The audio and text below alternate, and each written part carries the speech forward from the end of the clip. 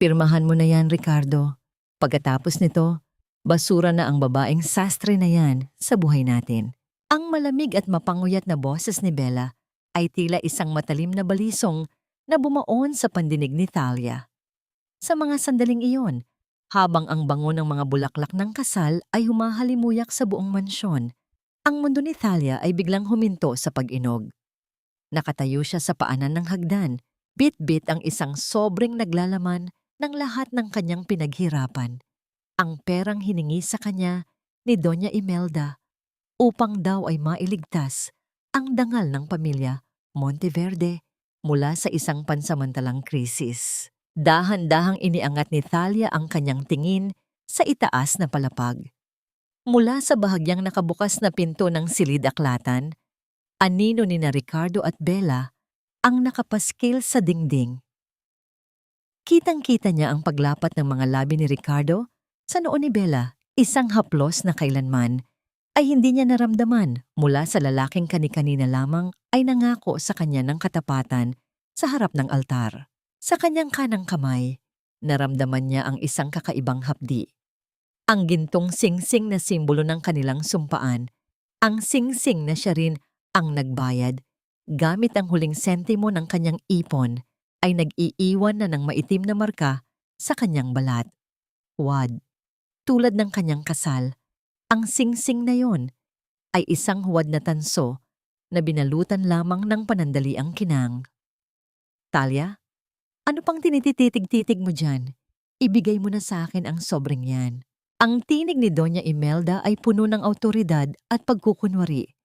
Nakaupo ang matanda sa kanyang marangyang silya.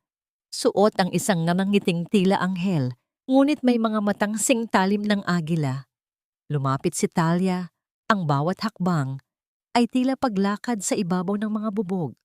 Lumuhod siya sa harap ng kanyang biyenan para sa tradisyonal na pagmamano, isang tanda ng paggalang na itinuro sa kanya ng kanyang yumaong ama.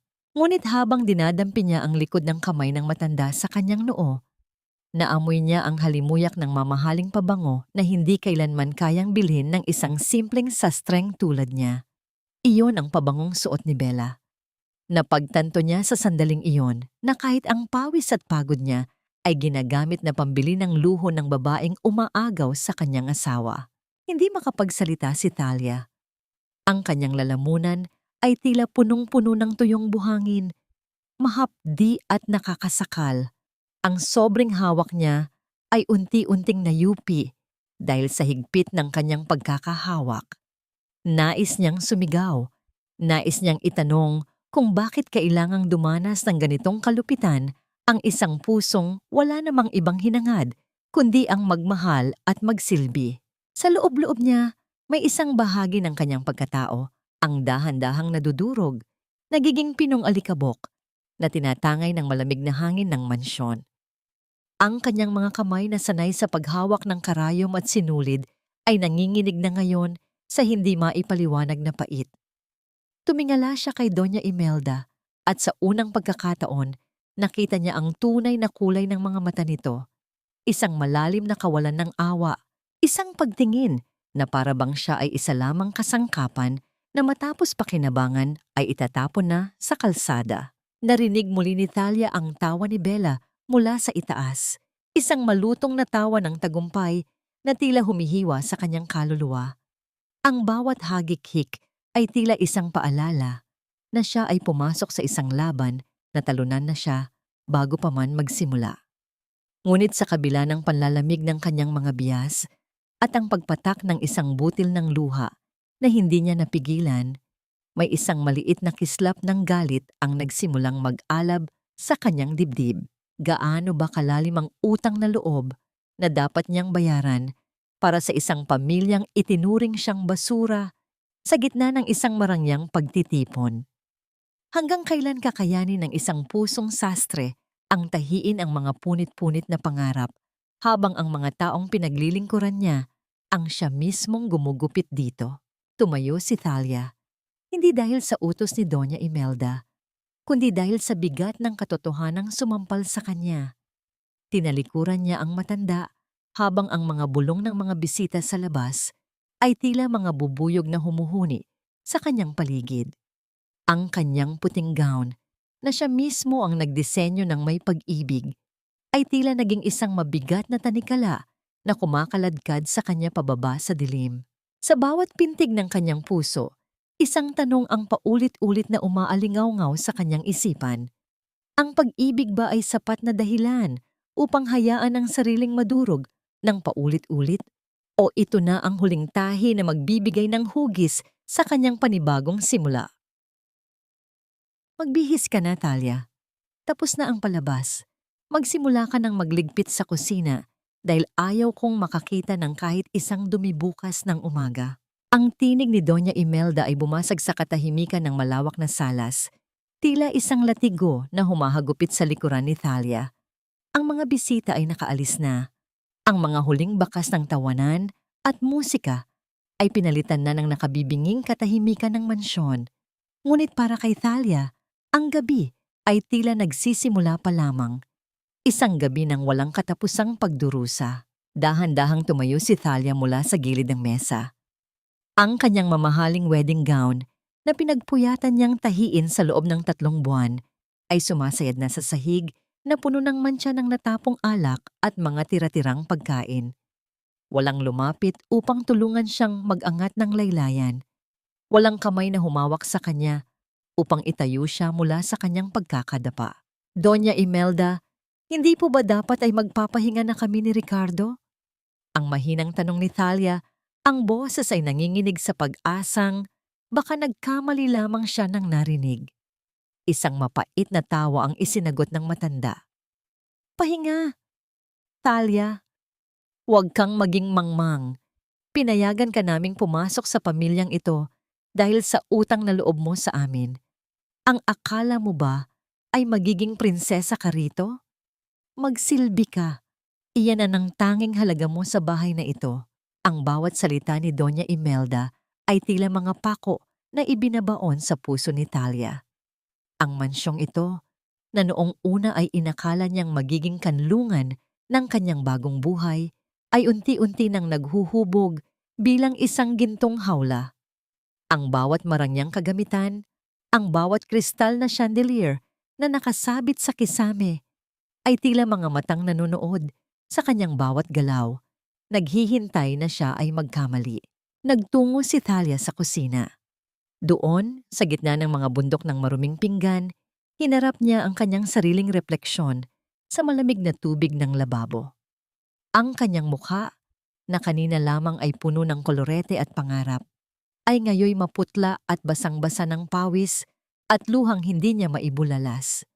Ang tunog ng pagtalsik ng tubig sa mga porselana ay ang tanging musikang natitira para sa kanya. Isang ritmo ng pagpapakumbaba na tila walang katapusan.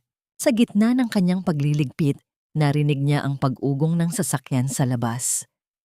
Si Ricardo, ang kanyang asawa, ang kanyang tanging pag-asa. Mabilis niyang pinunasan ang kanyang mga kamay sa maruming basahan at tumakbo patungo sa pintuan.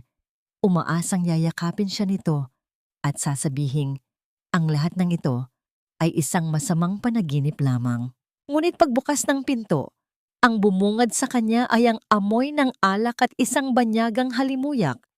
Isang matamis at mapang-akit na amoy na alam niyang hindi sa kanya. Si Ricardo ay nakatayo doon, ang kurbata ay maluwag, at ang mga mata ay malamig pa sa yelo ng Disyembre. Ricardo, salamat at bumalik ka na. Kanina pa ako tinutuligsan ng iyong ina. Ang bulong ni Thalia habang sinusubukang hawakan ang braso ng asawa. Mabilis na tinabig ni Ricardo ang kanyang kamay. Huwag mo akong kulitin, Thalia. Pagod ako sa negosyo. At huwag mong sisihin si Mama. Tama siya. Kailangan mong matutunan kung saan ka lulugar sa mansyong ito. Huwag mong isiping dahil asawa kita, ay kauri ka na namin. Ang pagtalikod ni Ricardo ay tila isang hatol ng kamatayan sa huling hibla ng pag-asa ni Thalia. Ang tunay na kalupitan ay hindi lamang ang mga salitang binibitawan, kundi ang kawalan ng pakiramdam sa harap ng taong nag-alay ng lahat para sa iyo. Pinanood ni Thalia ang pag-akyat ni Ricardo sa hagdan. Ang bawat hakbang nito ay tila paglayo sa sumpaang binitiwan nila sa harap ng Diyos.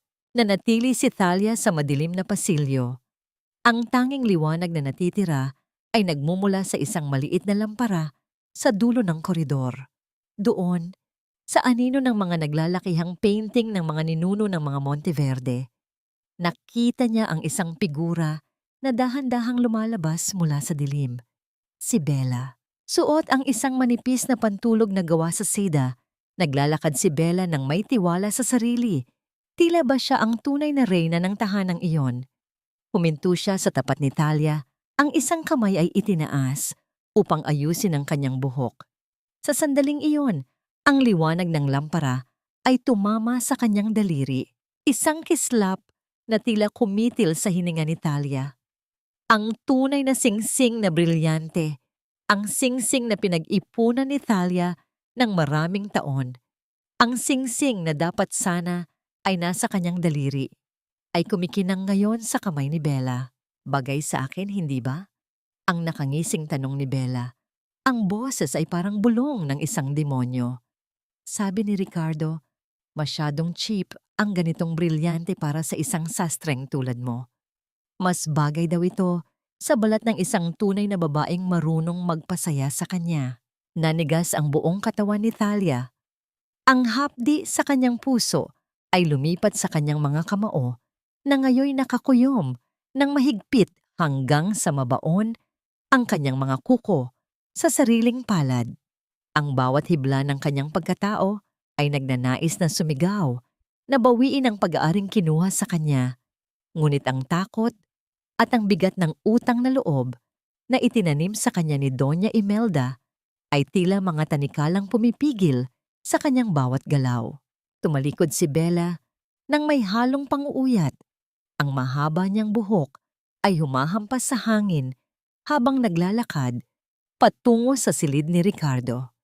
Ang bawat hakbang ni Bella ay tila isang paalala kay Thalia na siya ay isang dayuhan sa sarili niyang buhay, isang anino sa ilalim ng bubong na dapat sana ay kanyang tahanan. Napaluhod si Thalia sa malamig na tiles ng pasilyo. Ang kanyang wedding gown ay tila naging isang puting basura na nakakalat sa sahig. Sa gitna ng dilim at ng nakabibinging katahimikan ng mansyon, napagtanto niya ang isang katotohanang mas mapait pa sa abdo. Hindi siya dinala rito upang mahalin, dinala siya rito upang ubusin. Ngunit habang ang kanyang mga luha ay pumapatak sa sahig, isang malamig na hangin ang humihip mula sa nakabukas na bintana. Tila isang bulong ng kanyang ama na nagpapaalala sa kanya ng isang bagay na matagal na niyang ibinaon sa limot. Isang lakas na hindi nanggagaling sa ginto, kundi sa tibay ng isang pusong sanay sa pagtahi ng sariling sugat. Wala kang silbi sa pamilyang ito kung hindi mo man lang mabigyan ng tagapagmana ang aking anak. Isang tuyot na sanga sa isang malalagong na hardin. Iyan ang tingin ko sa iyo, Thalia. Ang mga salitang iyon ni Doña Imelda ay tila isang malamig na buhos ng tubig sa gitna ng madaling araw. Nakatayo si Thalia sa kusina. Ang kanyang mga kamay ay puno ng harina habang naghahanda ng paboritong kakanin ni Ricardo. Sa kabila ng puyat at pagod mula sa maghapong paglilinis, pinilit niyang gumising ng maaga upang ipakita ang kanyang pagsisikap na maging isang mabuting asawa. Ngunit para sa matanda, ang bawat galaw ni Thalia ay tila isang pagkakamali. Inilapag ni Doña Imelda ang isang mangkok na naglalaman ng isang maitim at mausok na likido sa harap ni Thalia. Ang amoy nito ay masangsang, isang halu-halong amoy ng mga ugat ng halaman at mapait na gamot na tila kumakapit sa lalamunan. Inumin mo yan, lahat. Utos ng matanda. Ang kanyang mga mata ay nakatitig ng diretso sa kaloob-looban ni Thalia. Iyan ang maglilinis sa iyong bahay bata. Mula nang pumasok ka sa pamamahay na ito, sunod-sunod na kamalasan ang dumapo sa negosyo ni Ricardo. Marahil ay dala mo ang sumpa ng kahirapan sa iyong dugo. Dahan-dahang itinigil ni Thalia ang kanyang ginagawa. Naramdaman niya ang panginginig ng kanyang mga balikat. Ngunit Doña Imelda, sabi po ng doktor noong nakaraang buwan Maayos naman po ang aking kalusugan. Wala po akong karamdaman. Isang malakas na pagbagsak ng kamay sa mesa ang isinagot ng matanda. Dahilan upang tumalsik ang ilang patak ng mapait na likido sa pisngi ni Talia. Walang tunog ng pagputok, kundi ang bigat ng presensya ng matanda na tila sumasakal sa hangin. Huwag mo akong sasagutin ng ganyan. Ang doktor na sinasabi mo ay binayaran mo lamang marahil para magsinungaling. Tingnan mo ang iyong sarili, isang sastreng galing sa putikan. Ang akala mo ba ay madaling linisin ang duming dala mo? Eksaktong pumasok si Ricardo sa kusina. Suot ang kanyang mamahaling Amerikana.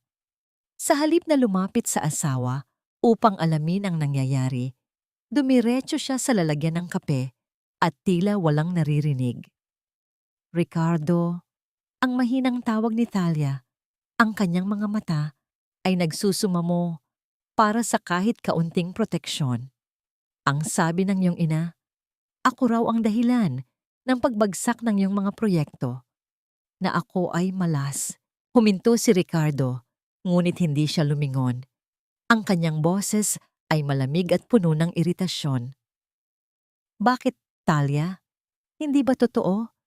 Mula nang ikasal tayo, 2 malaking kontrata ang nawala sa akin. Sabi ni Mama, baka nga hindi tayo pinagpala dahil sa iyong katayuan. At hanggang ngayon, wala pa ring palatandaan na magkakaanak tayo. Napapagod na akong marinig ang mga tsismis ng mga kaibigan ko na baog ang asawa ko. Ang salitang baog ay tila isang kidlat na tumama sa dibdib ni Talia. Naramdaman niya ang init ng luhang nagbabadyang pumatak, ngunit pinilit niyang lunukin ang pait. Ang kanyang lalamunan ay mas mahapdi pa kaysa sa gamot na nasa harap niya. Ang lalaking nangako sa kanya ng kalinga ay siya na ngayong katuwang sa pagdurog ng kanyang dangal. Ubusin mo yan, Talia. Ngayon din, muling utos ni Doña Imelda sa ilalim ng mapanuring mata ng matanda at ng malamig na balikat ni Ricardo. Dahan-dahang itinaas ni Talia ang mangkok. Ang bawat lagok ng mapait na likido ay tila lason na dumadaloy sa kanyang ugat, hindi upang magpagaling, kundi upang patayin ang huling natitirang tiwala niya sa kanyang sarili. Ang pait ay kumapit sa kanyang dila, sa kanyang lalamunan, at sa kanyang kaluluwa. Matapos maubos ang likido, may inilapag na isang pirasong papel si Doña Imelda sa ibabaw ng mesa. Ito ay isang medical report na may opisyal na selyo ng isang kilalang klinika. Basahin mo yan para tumigil na ang iyong mga ilusyon, sabi ng matanda nang may halong tagumpay sa boses. Nanginginig ang mga daliri ni Talia habang binubuklat ang papel. Ang mga terminong medikal ay tila mga aninong sumasayaw sa kanyang paningin, ngunit may isang linya ang malinaw na nakasulat sa ilalim. Infertility confirmed due to congenital factors. Hindi ito maaari. Ang bulong ni Talia, ang papel ay unti-unting na-UUP sa kanyang kamay. Noong nakaraang linggo lang, ang sabi sa akin, ang sabi sa iyo ay kung ano ang gusto mong marinig. Putol ni Doña Imelda. Ngunit ang papel na yan ang katotohanan. Isa kang baog, Talia. Isang babaeng walang silbi sa mundong ito, kundi ang magsilbi sa amin para mabayaran ang utang na loob mo sa pagpulot namin sa iyo. Huwag na huwag kang aasa na magkakaroon ka ng puwang sa pamilyang ito bilang isang ina. Iniwan siya ng 2 sa gitna ng kusina. Ang katahimikan ay tila isang mabigat na kumot na bumabalot kay Talia. Nakatitig siya sa papel. Ang kanyang mga luha ay pumatak sa ibabaw ng resulta ng pagsusuri, nagpapalabo sa mga salitang nakasulat doon.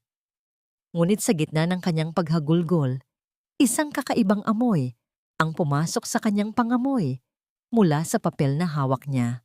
Ang papel ay hindi amoy ospital. Ito ay may bahagyang bango ng lavender at mamahaling tinta. Ang eksaktong amoy ng opisina ni Doña Imelda sa loob ng mansyon. Isang tanong ang biglang sumagi sa kanyang isipan, isang kislap ng pagduda sa gitna ng kanyang kawalan ng pag-asa.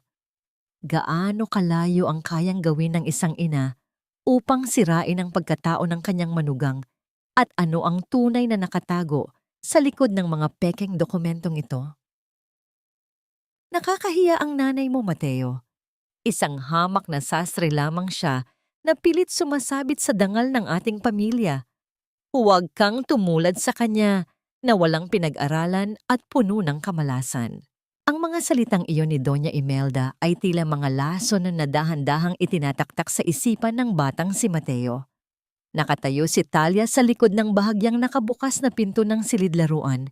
Bitbit ang isang maliit na oso na gawa sa mga itinapong tela ng kanyang wedding gown. Buong gabi niya itong tinahi ng palihim. Bawat tahi ay puno ng dalangin na sana ay maging masaya ang kanyang anak sa bago nilang tahanan. Ngunit ang bawat tahi ng pagmamahal na yon ay tila binunot ng marinig niya ang malamig na tinig ng kanyang sariling dugo. Pero Lola, sabi ni Mama, mahal niya ako. Ang mahinang sagot ni Mateo, ang boses ay puno ng pagkalito. Isang mapait na ngisi ang gumuhit sa mukha ni Doña Imelda habang hinahaplos ang ulo ng bata. Ang pagmamahal niya ay isang sakit, Mateo. Tingnan mo, kahit ang pagpapakain sa'yo ay hindi niya magawa ng maayos. Kung hindi dahil sa amin, baka namamalimos na kayo sa kalsada. Ang nanay mo ay may sakit sa isip, Mateo. Kaya nga siya laging umiiyak sa gabi. 'Di ba? Delikado ang mga taong tulad niya. Hindi na nakapagtago si Talia. Dahan-dahan siyang pumasok sa silid, ang kanyang mga kamay ay nanginginig, habang yakap ang munting laruan. Mateo, anak, narito na si Mama. May dinala akong sorpresa para sa'yo. Sa halip na tumakbo patungo sa kanya at yumakap gaya ng dati, mabilis na nagtago si Mateo sa likod ng marangyang silya ni Doña Imelda. Ang takot sa mga mata ng bata ay mas masakit pa sa sampal na tinanggap ni Talia noong nakaraang gabi. Ang kislap ng pagkilala sa mga mata ni Mateo ay pinalitan ng isang madilim na alinlangan. "Ayoko sa'yo," sabi ni Lola, "baliw ka raw." Ang sigaw ni Mateo. Ang kanyang maliit na daliri ay nakaturo sa kanyang ina na tila ba isang kaaway ang nasa harap niya. Ang munting laruang tahi ni Talia ay dahan-dahang nalaglag mula sa kanyang mga kamay. Bumagsak sa malambot na alpombra ng walang ingay, ngunit ang epekto nito sa puso ni Talia ay tila isang pagguho ng bundok. Ang bawat hibla ng tela na pinaghirapan niya ay tila naging simbolo ng kanyang pagkabigo bilang isang ina. Mateo, hindi totoo ang mga sinasabi nila. Mahal ka ni Mama, anak. Halika rito. Yayakapin ka ni Mama. Ang pagsusumamo ni Talia, ang kanyang mga tuhod ay tila malalaglag sa sahig dahil sa panghihina. Huwag kang lalapit sa kanya. Muling sigaw ni Mateo, mas matindi ang takot sa boses. Tumayo si Doña Imelda nang may mapanuring ngiti, tila nagtatagumpay sa bawat luhang pumapatak mula sa mga mata ni Talia. Nakikita mo na, Talia? Kahit ang sarili mong anak ay natatakot sa iyo, ang dumi at kamalasan mo ay hindi dapat dumapo sa batang ito. Mula ngayon, ako na ang magpapasya kung kailan mo siya makikita. At sa tingin ko, hindi yun mangyayari hanggat hindi mo napatutunayan na hindi ka na isang banta sa kanyang kaligtasan. Sa mga sandaling iyon, bumukas ang pinto at pumasok si Bella. Suot ang isang maliwanag at makulay na damit. May dalang isang malaking kahon ng mga mamahaling laruan na galing sa ibang bansa. Ang kanyang halimuyak ay muling sumakop sa silid. Tila ba nilulunod ang amoy ng luma at seryosong hangin na dala ni Talia. Mateo, tignan mo ang dala ko. Isang bagong robot para sa paborito kong bata. Ang masiglang sabi ni Bella. Ang boses ay puno ng kaplastikan, ngunit kaakit-akit sa pandinig ng isang bata. Tumakbo si Mateo patungo kay Bella. Ang kanyang mga mata ay nagningning sa tuwa sa harap ng mga kumikinang na laruan. Niyakap niya ang binti ni Bella. Isang yakap na dapat sana ay kay Talia ibinibigay. Napahawak si Talia sa gilid ng mesa upang hindi tuluyang bumagsak. Ang kanyang puso ay tila pinipitpit ng isang higanting kamay. Bawat pintig ay nagdadala ng matinding hapdi sa kanyang buong katawan. Pinanood niya kung paano dahan-dahang burahin ng mga Monteverde ang kanyang bakas sa buhay ng kanyang anak. Tumingala si Mateo kay Bella at sa harap ni Talia, binitawan niya ang mga salitang tila isang huling hantungan para sa kaluluwa ng kanyang tunay na ina. Salamat po, Mama Bella. Ang katahimikan sa silid ay naging kasing bigat ng isang libing. Ang hangin ay tila nawalan ng oksiheno at si Talia ay naiwang nakatayo sa dilim. Pinapanood ang kanyang anak na tawaging ina ang babaeng sumira sa kanyang kasal. Habang ang tawanan ni Doña Imelda at Bella ay umaalingaw-ngaw sa dingding ng mansyon, isang tanong ang naiwan sa isipan ni Talia. May halaga pa ba ang lumaban kung ang mismong dahilan ng iyong paghinga ay naging sandata na laban sa'yo? Amoy tilang mumurahin at pawis ang asawa mo, Ricardo. Paano mo natatagalan ang ganyang babae sa tabi mo? Ang tinig na yon ni Bella ay tila isang malansang hangin na pumasok sa silid-laba kung saan ang tanging maririnig ay ang ritmo ng pagkakiskis ng mga damit sa batong panglaba. Si Talia ay naroon. Ang kanyang mga kamay ay namumula at nanunuyo dahil sa matapang na sabon. Pilit na tinatanggal ang mga mantsa sa mga mamahaling polo ni Ricardo sa ilalim ng malamig na liwanag ng isang bombilya. Hindi ko na kailangang magtagal, Bella. Konting tiis na lang. Kapag nakuha na ni Mama ang titulo ng lupa niya, ibabalik ko na siya sa kalsada kung saan ko siya pinulot. Ang sagot ni Ricardo, na may kasamang mahinang tawa na tila isang kutsilyong humihiwa sa katahimikan ng gabi. Ang paghinga ni Talia ay tila tumigil. Ang tubig sa batya ay naging kasing lamig ng yelo at ang kanyang mga daliri ay biglang nawalan ng pakiramdam. Ang bawat salitang binitawan ng kanyang asawa ay tila isang tumpok ng bigat na dumadagan sa kanyang dibdib. Dahan-dahang pinipitpit ang kanyang puso hanggang sa wala na itong maihinga. Pumasok si Ricardo sa silid-laba, hindi dahil sa pag-aalala, kundi upang kumuha ng isang bote ng alak sa malapit na kabinet. Tiningnan niya ang kanyang asawa na puno ng bula ang mga braso at gusot ang buhok nang may halong pandidiri. Bakit ganyan ang tingin mo? Ang tanong ni Ricardo. Ang kanyang boses ay puno ng pang-uuyat. Parang nakakita ka ng multo. Ayusin mo ang paglalaba, Talia. Ayokong makakita ng kahit isang dumi sa puting polo ko bukas. Ricardo, narinig ko kayo. Ang bulong ni Talia. Ang kanyang boses ay tila isang tuyong dahon na hinahangin. Narinig ko ang sinabi niyo ni Bella tungkol sa lupa, tungkol sa pagtatapon sa akin. Isang malakas na tawa ang pinakawalan ni Ricardo na tila hindi makapaniwala sa narinig. Imahinasyon mo lang yan, Talia. Baka dahil sa gutom o dahil sa pagkapagod mo sa pag-iisip ng mga bagay na hindi naman totoo. Sino ba ang maniniwala sa isang babaeng hindi man lang maayos ang sarili? Tingnan mo ang mukha mo, puno ng dumi at luha. Nagmumukha kang baliw. Ito ang tinatawag nilang gaslighting. Ang pagpaparamdam sa kanya na ang sarili niyang pandinig at pakiramdam ay hindi na mapagkakatiwalaan. Pinilit ni Talia na tumayo, ngunit ang kanyang mga tuhod ay tila naging malambot na kandila. Lumapit si Ricardo, hinawakan ang baba ni Talia ng madiin at iniharap ang mukha nito sa kanya. Huwag kang gagawa ng kwento, Talia. Manahimik ka. Kung gusto mo pang manatili sa ilalim ng bubong na ito, kasama ang anak mo, naiintindihan mo ba? Binitawan niya ang baba ni Talia ng may puwersa, dahilan upang mapaupo ang babae sa tabi ng batya. Nang umalis si Ricardo, naiwang mag-isa si Talia sa gitna ng basang sahig at nang amoy ng matapang na kemikal ng sabon. Dahan-dahan niyang kinuha ang huling polo na kanyang nilalabhan. Naramdaman niya ang isang matigas na bagay sa loob ng bulsa nito.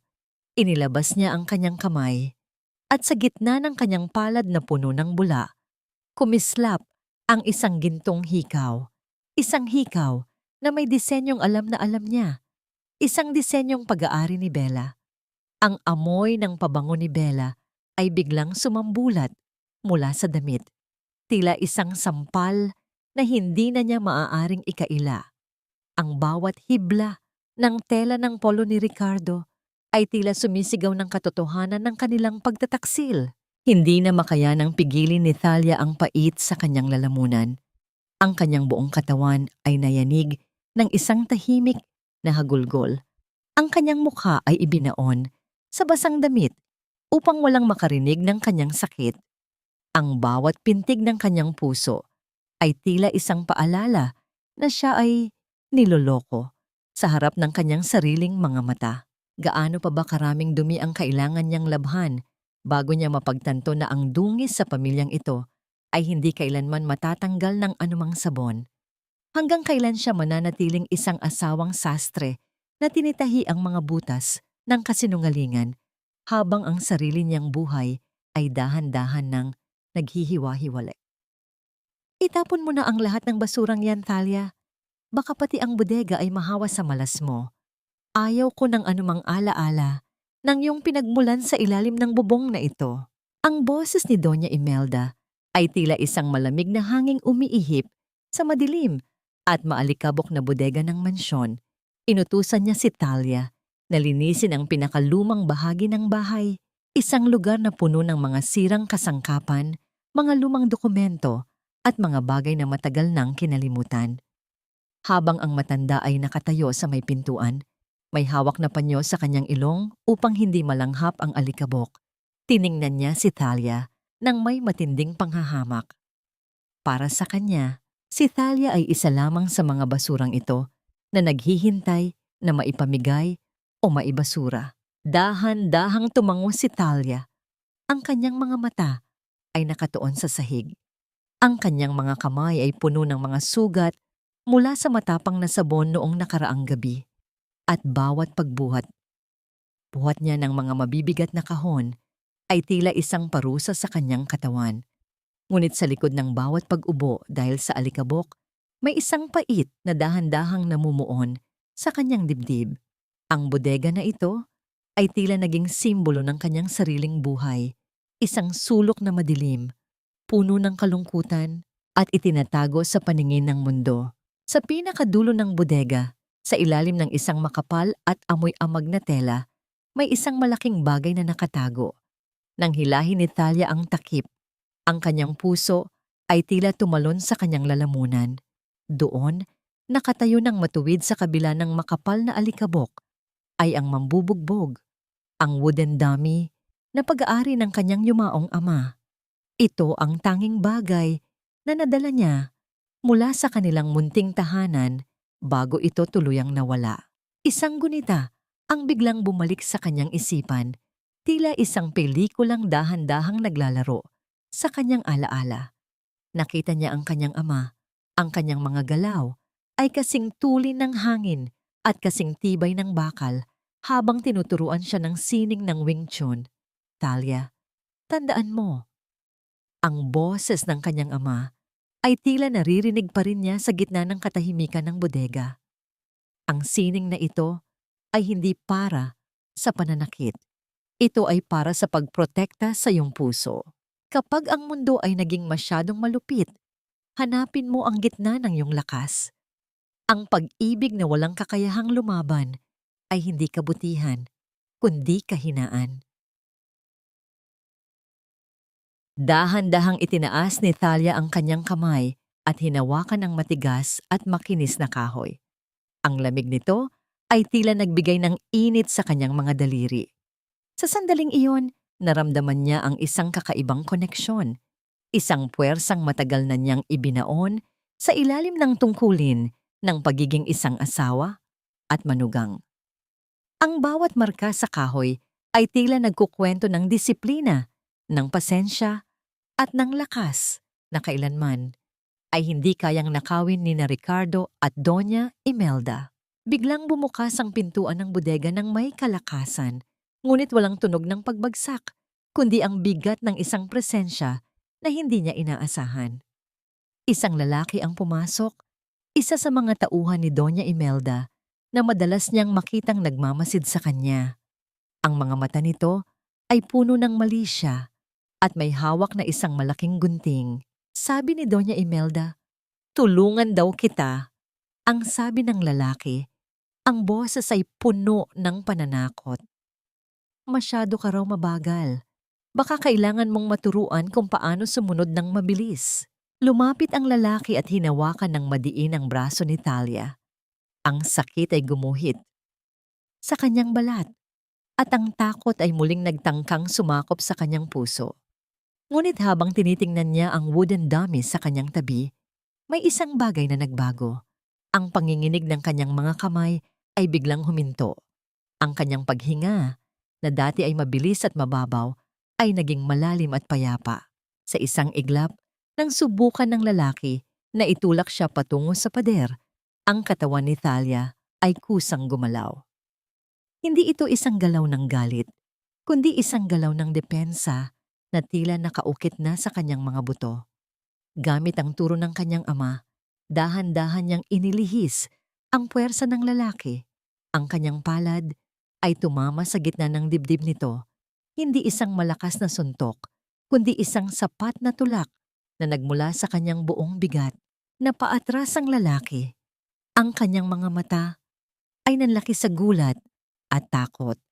Hindi siya makapaniwala na ang babaeng itinuring nilang basahan ay may ganitong uri ng liksi. Bago pa siya makabawi, mabilis na humarap si Talia sa kanya. Ang kanyang tindig ay matuwid at ang kanyang mga mata ay tila naging kasing talim ng karayom. "Huwag mo na akong hahawakan muli." Ang bulong ni Talia. Ang boses ay hindi na nanginginig, kundi puno ng isang malamig at matigas na awtoridad. "Umalis ka rito." Sa sobrang gulat, mabilis na tumalikod ang lalaki at nagmamadaling lumabas ng bodega. Naiwang muli si Talia sa gitna ng katahimikan. Tumingin siya sa kanyang sariling mga kamay. Ang mga kamay na sanay sa pananahi, ang mga kamay na puno ng sugat mula sa paggawa, ay muli niyang nakilala. Hindi na lamang ito mga kamay na nagdadala ng dusa. Ito ay mga kamay na may kakayahang bumawi ng kanyang sariling dangal. Niyakap ni Talia ang wooden dummy sa gitna ng dilim. Ang kanyang mga luha ay dahan-dahang pumatak sa malamig na kahoy. Hindi ito luha ng kawalan ng pag-asa, kundi luha ng isang pusong nagsisimula ng gumaling.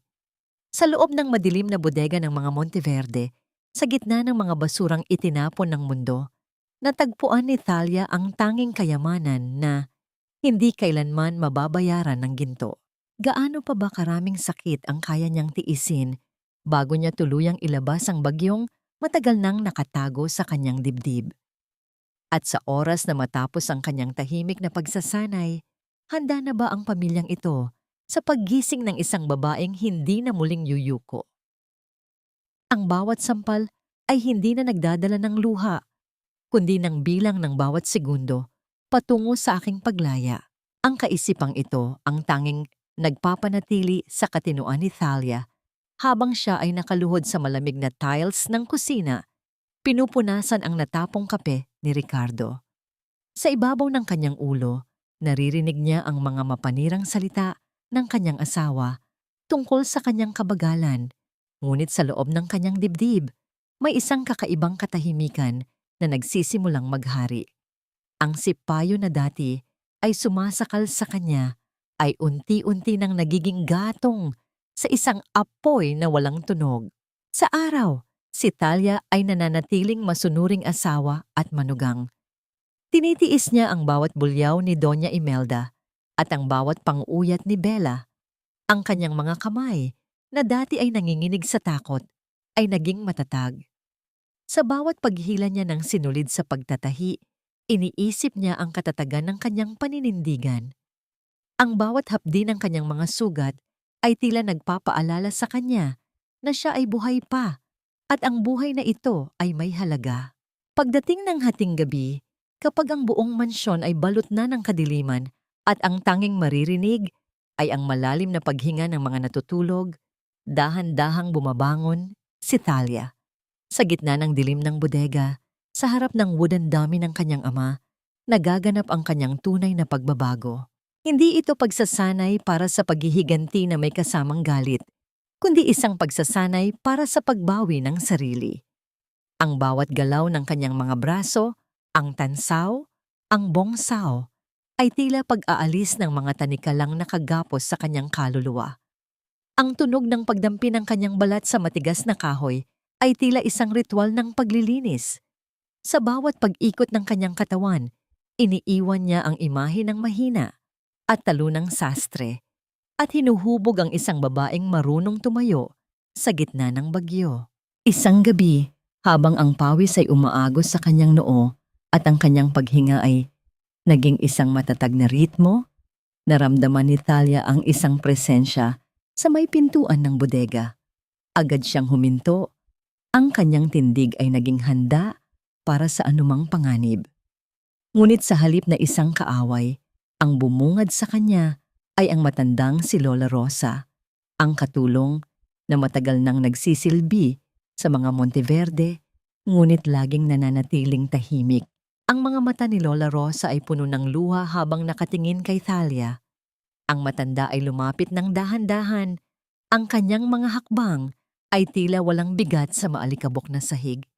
Nakikita ko sa iyo ang iyong ama, Thalia. Ang bulong ng matanda, ang boses ay puno ng panginginig ng damdamin. Siya ay isang mabuting tao at ang kanyang lakas ay hindi kailanman ginamit para sa kasamaan. Huwag mong hayaang kainin ng puot ang iyong puso sapagkat iyan ang tanging paraan upang manatili kang malaya.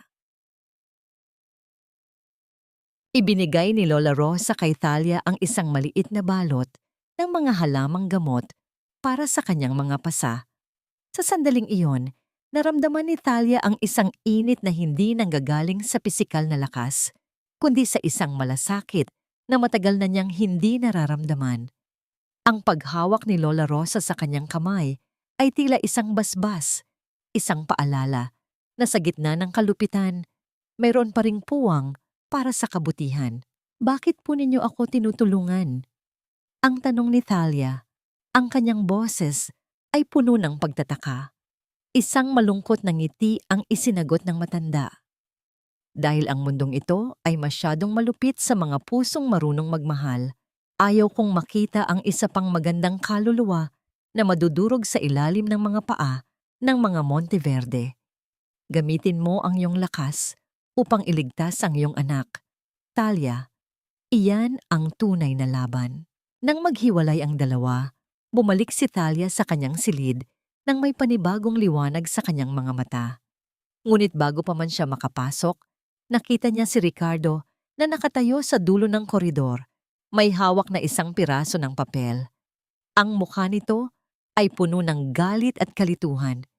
Saan ka nanggaling, Thalia? At ano itong nakita ko sa iyong lumang bag? Ang sigaw ni Ricardo, ang boses ay umaalingaw-ngaw sa tahimik na pasilyo. Itinaas ni Ricardo ang papel. Ito ay isang lihim na sulat mula sa kumpanya ng real estate na nagtatanong tungkol sa tunay na sukat ng lupa ni Thalia. Ang lihim na matagal na niyang itinatago upang protektahan ang kanyang pamana ay nasa kamay na ng kanyang asawa. Nanlamig ang buong katawan ni Thalia. Ang katahimikan sa pagitan nilang dalawa ay naging kasing bigat ng isang paparating na sakuna. Sa mga sandaling iyon, habang ang galit ni Ricardo ay tila isang apoy na handang lamunin siya, naramdaman ni Thalia ang tibay ng kanyang mga binti na matatag na nakatapak sa sahig. Ang pagsasanay niya sa bodega ay hindi lamang para sa kanyang mga bisig, kundi para sa sandaling ito, ang sandali kung saan ang katotohanan ay hindi na maaring itago sa ilalim ng mga tahi ng kasinungalingan. Leha, saan mo nakuha ang lakas ng loob na maglihim sa akin, Thalia? Akala mo ba ay maloloko mo ako sa sarili kong pamamahay? Ang boses ni Ricardo ay tila isang papalapit na kulog sa loob ng madilim na pasilyo. Ang piraso ng papel na hawak niya, ang sulat mula sa kumpanya ng real estate, ay nayuyupi na sa higpit ng kanyang pagkakahawak. Ang kanyang mga mata ay nanlilisik sa galit. Tila hindi makapaniwala na ang babaeng itinuturing niyang hamak na sastre ay may itinatagong mahalagang impormasyon tungkol sa lupang minana nito. Dahan-dahang huminga ng malalim si Thalia.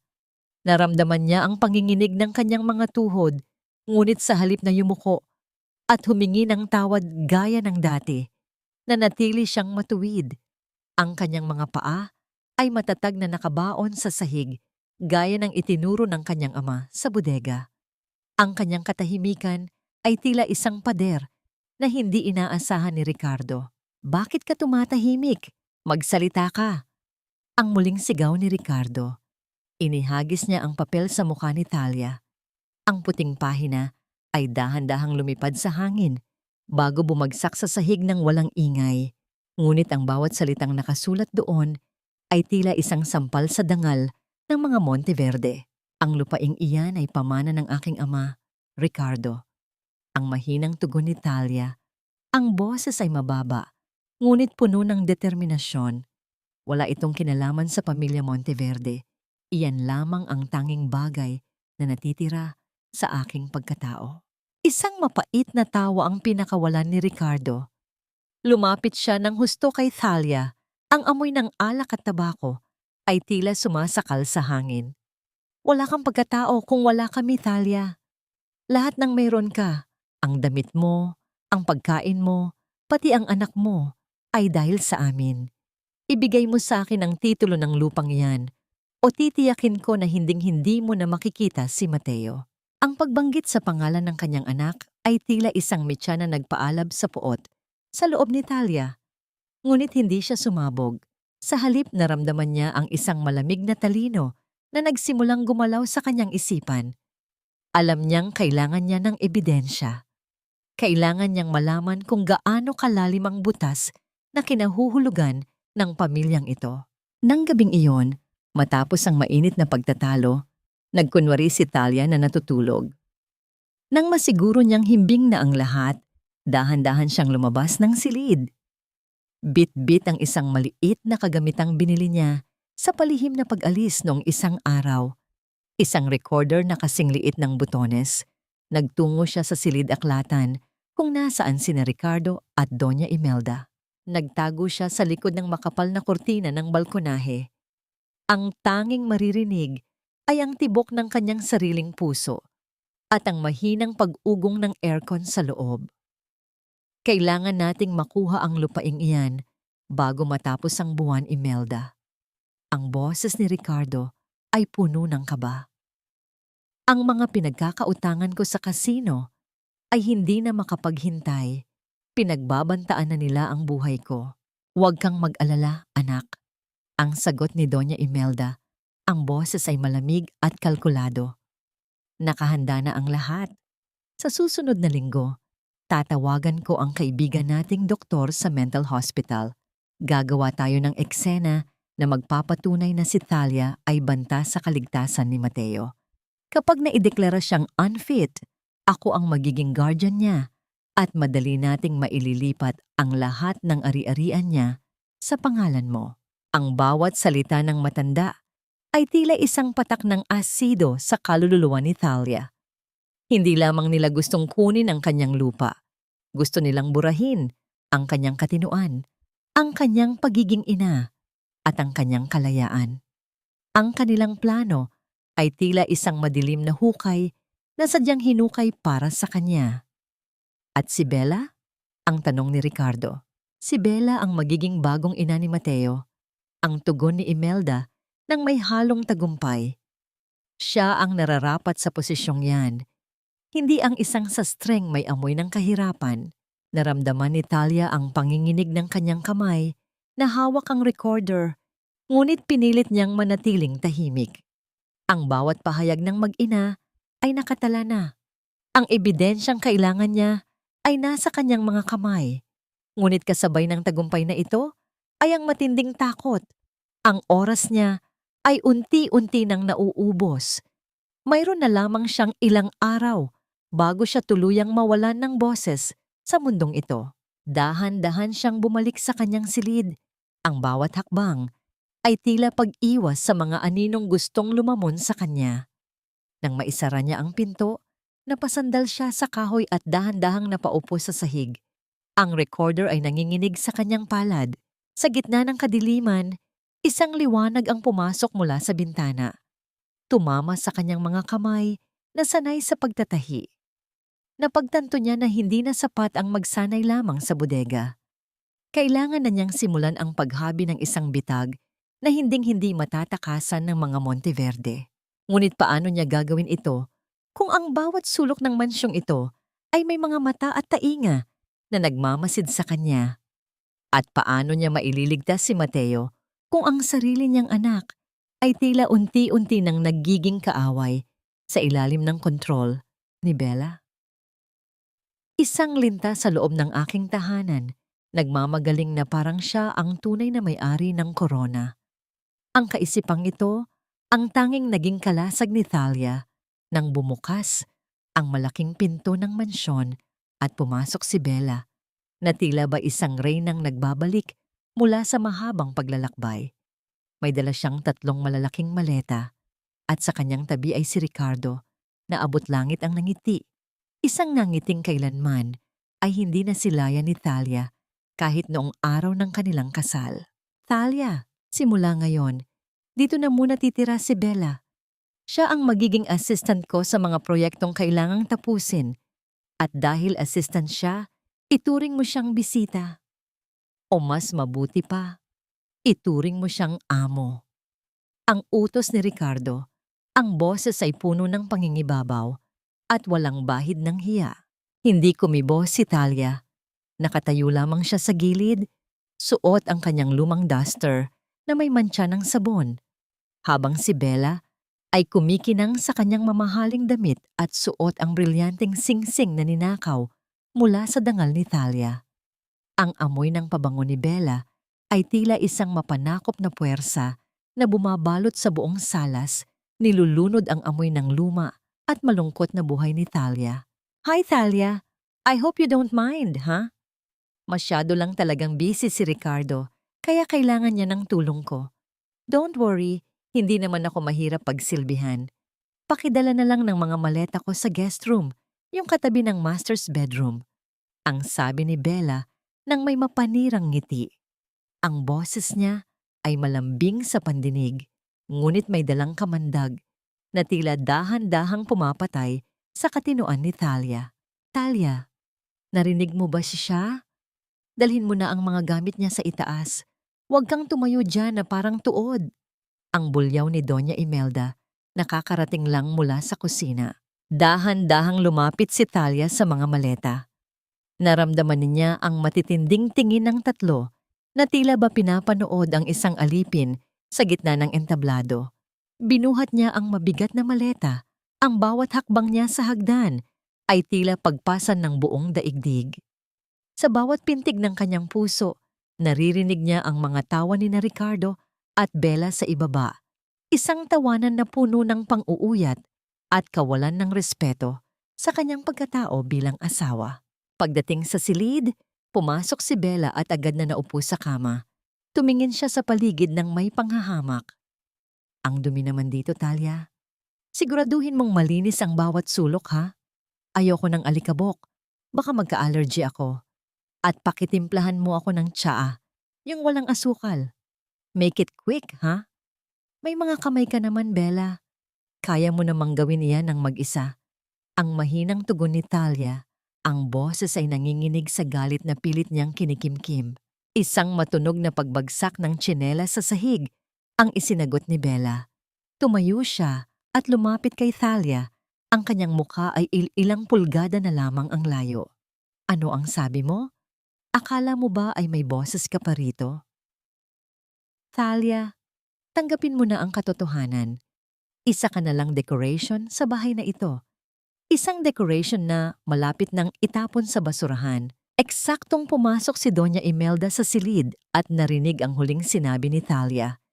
Hindi na nag-atubili ang matanda. Ang tunog ng palad na tumama sa pisngi ni Thalia ay tila isang pagsabog sa loob ng tahimik na silid.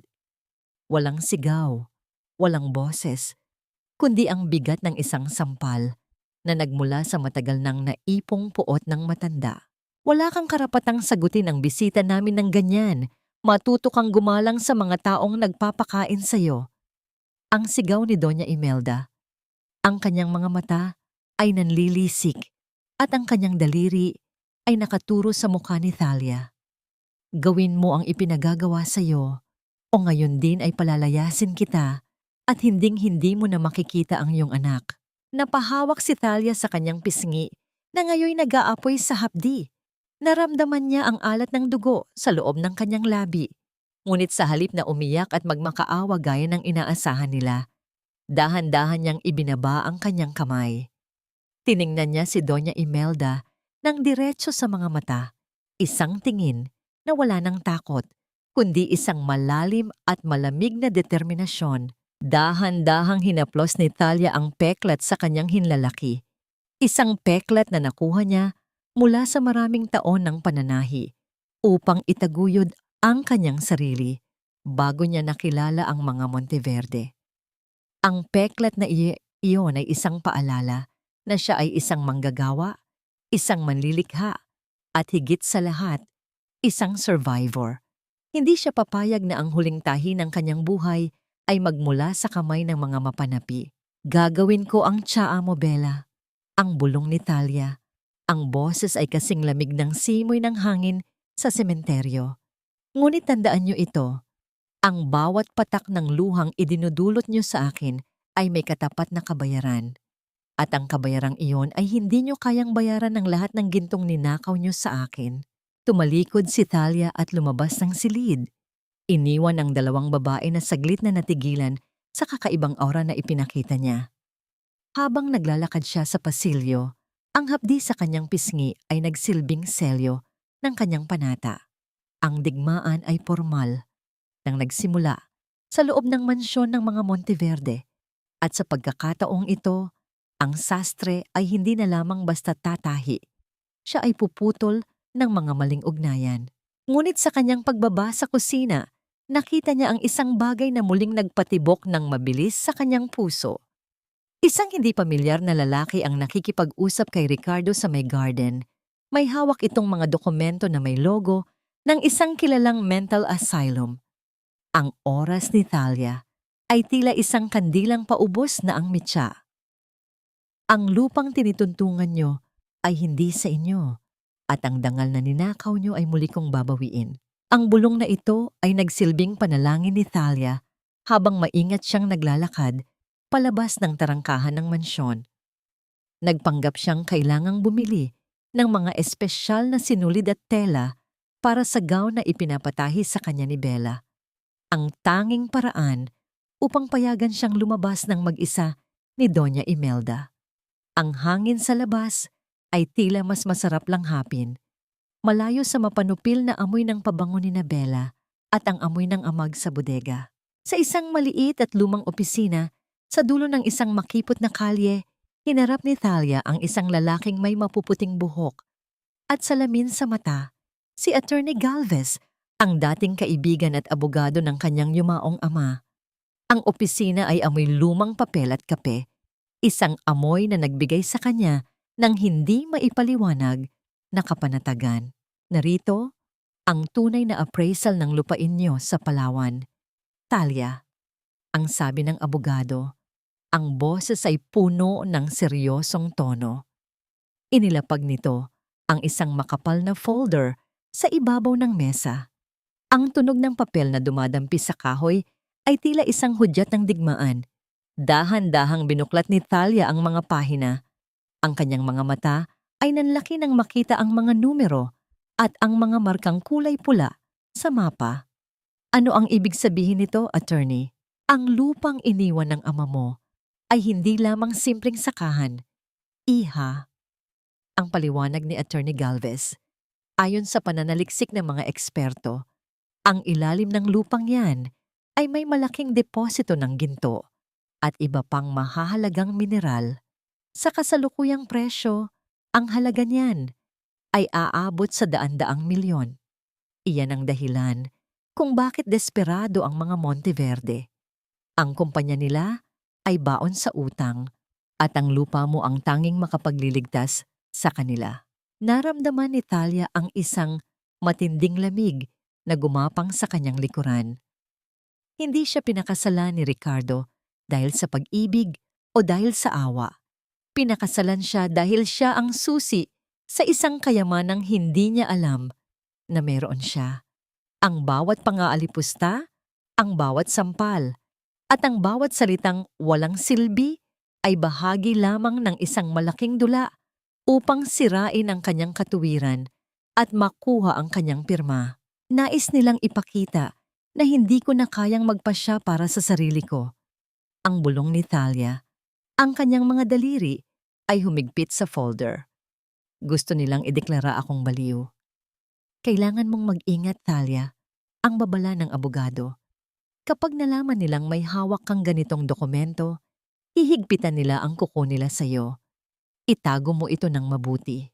Dali-daling bumalik si Thalia sa mansyon, bit-bit ang folder na nakatago sa loob ng kanyang bag sa ilalim ng mga biniling tela. Ang kanyang puso ay tumitibok ng mabilis, tila isang tambol na nagbababala ng panganib.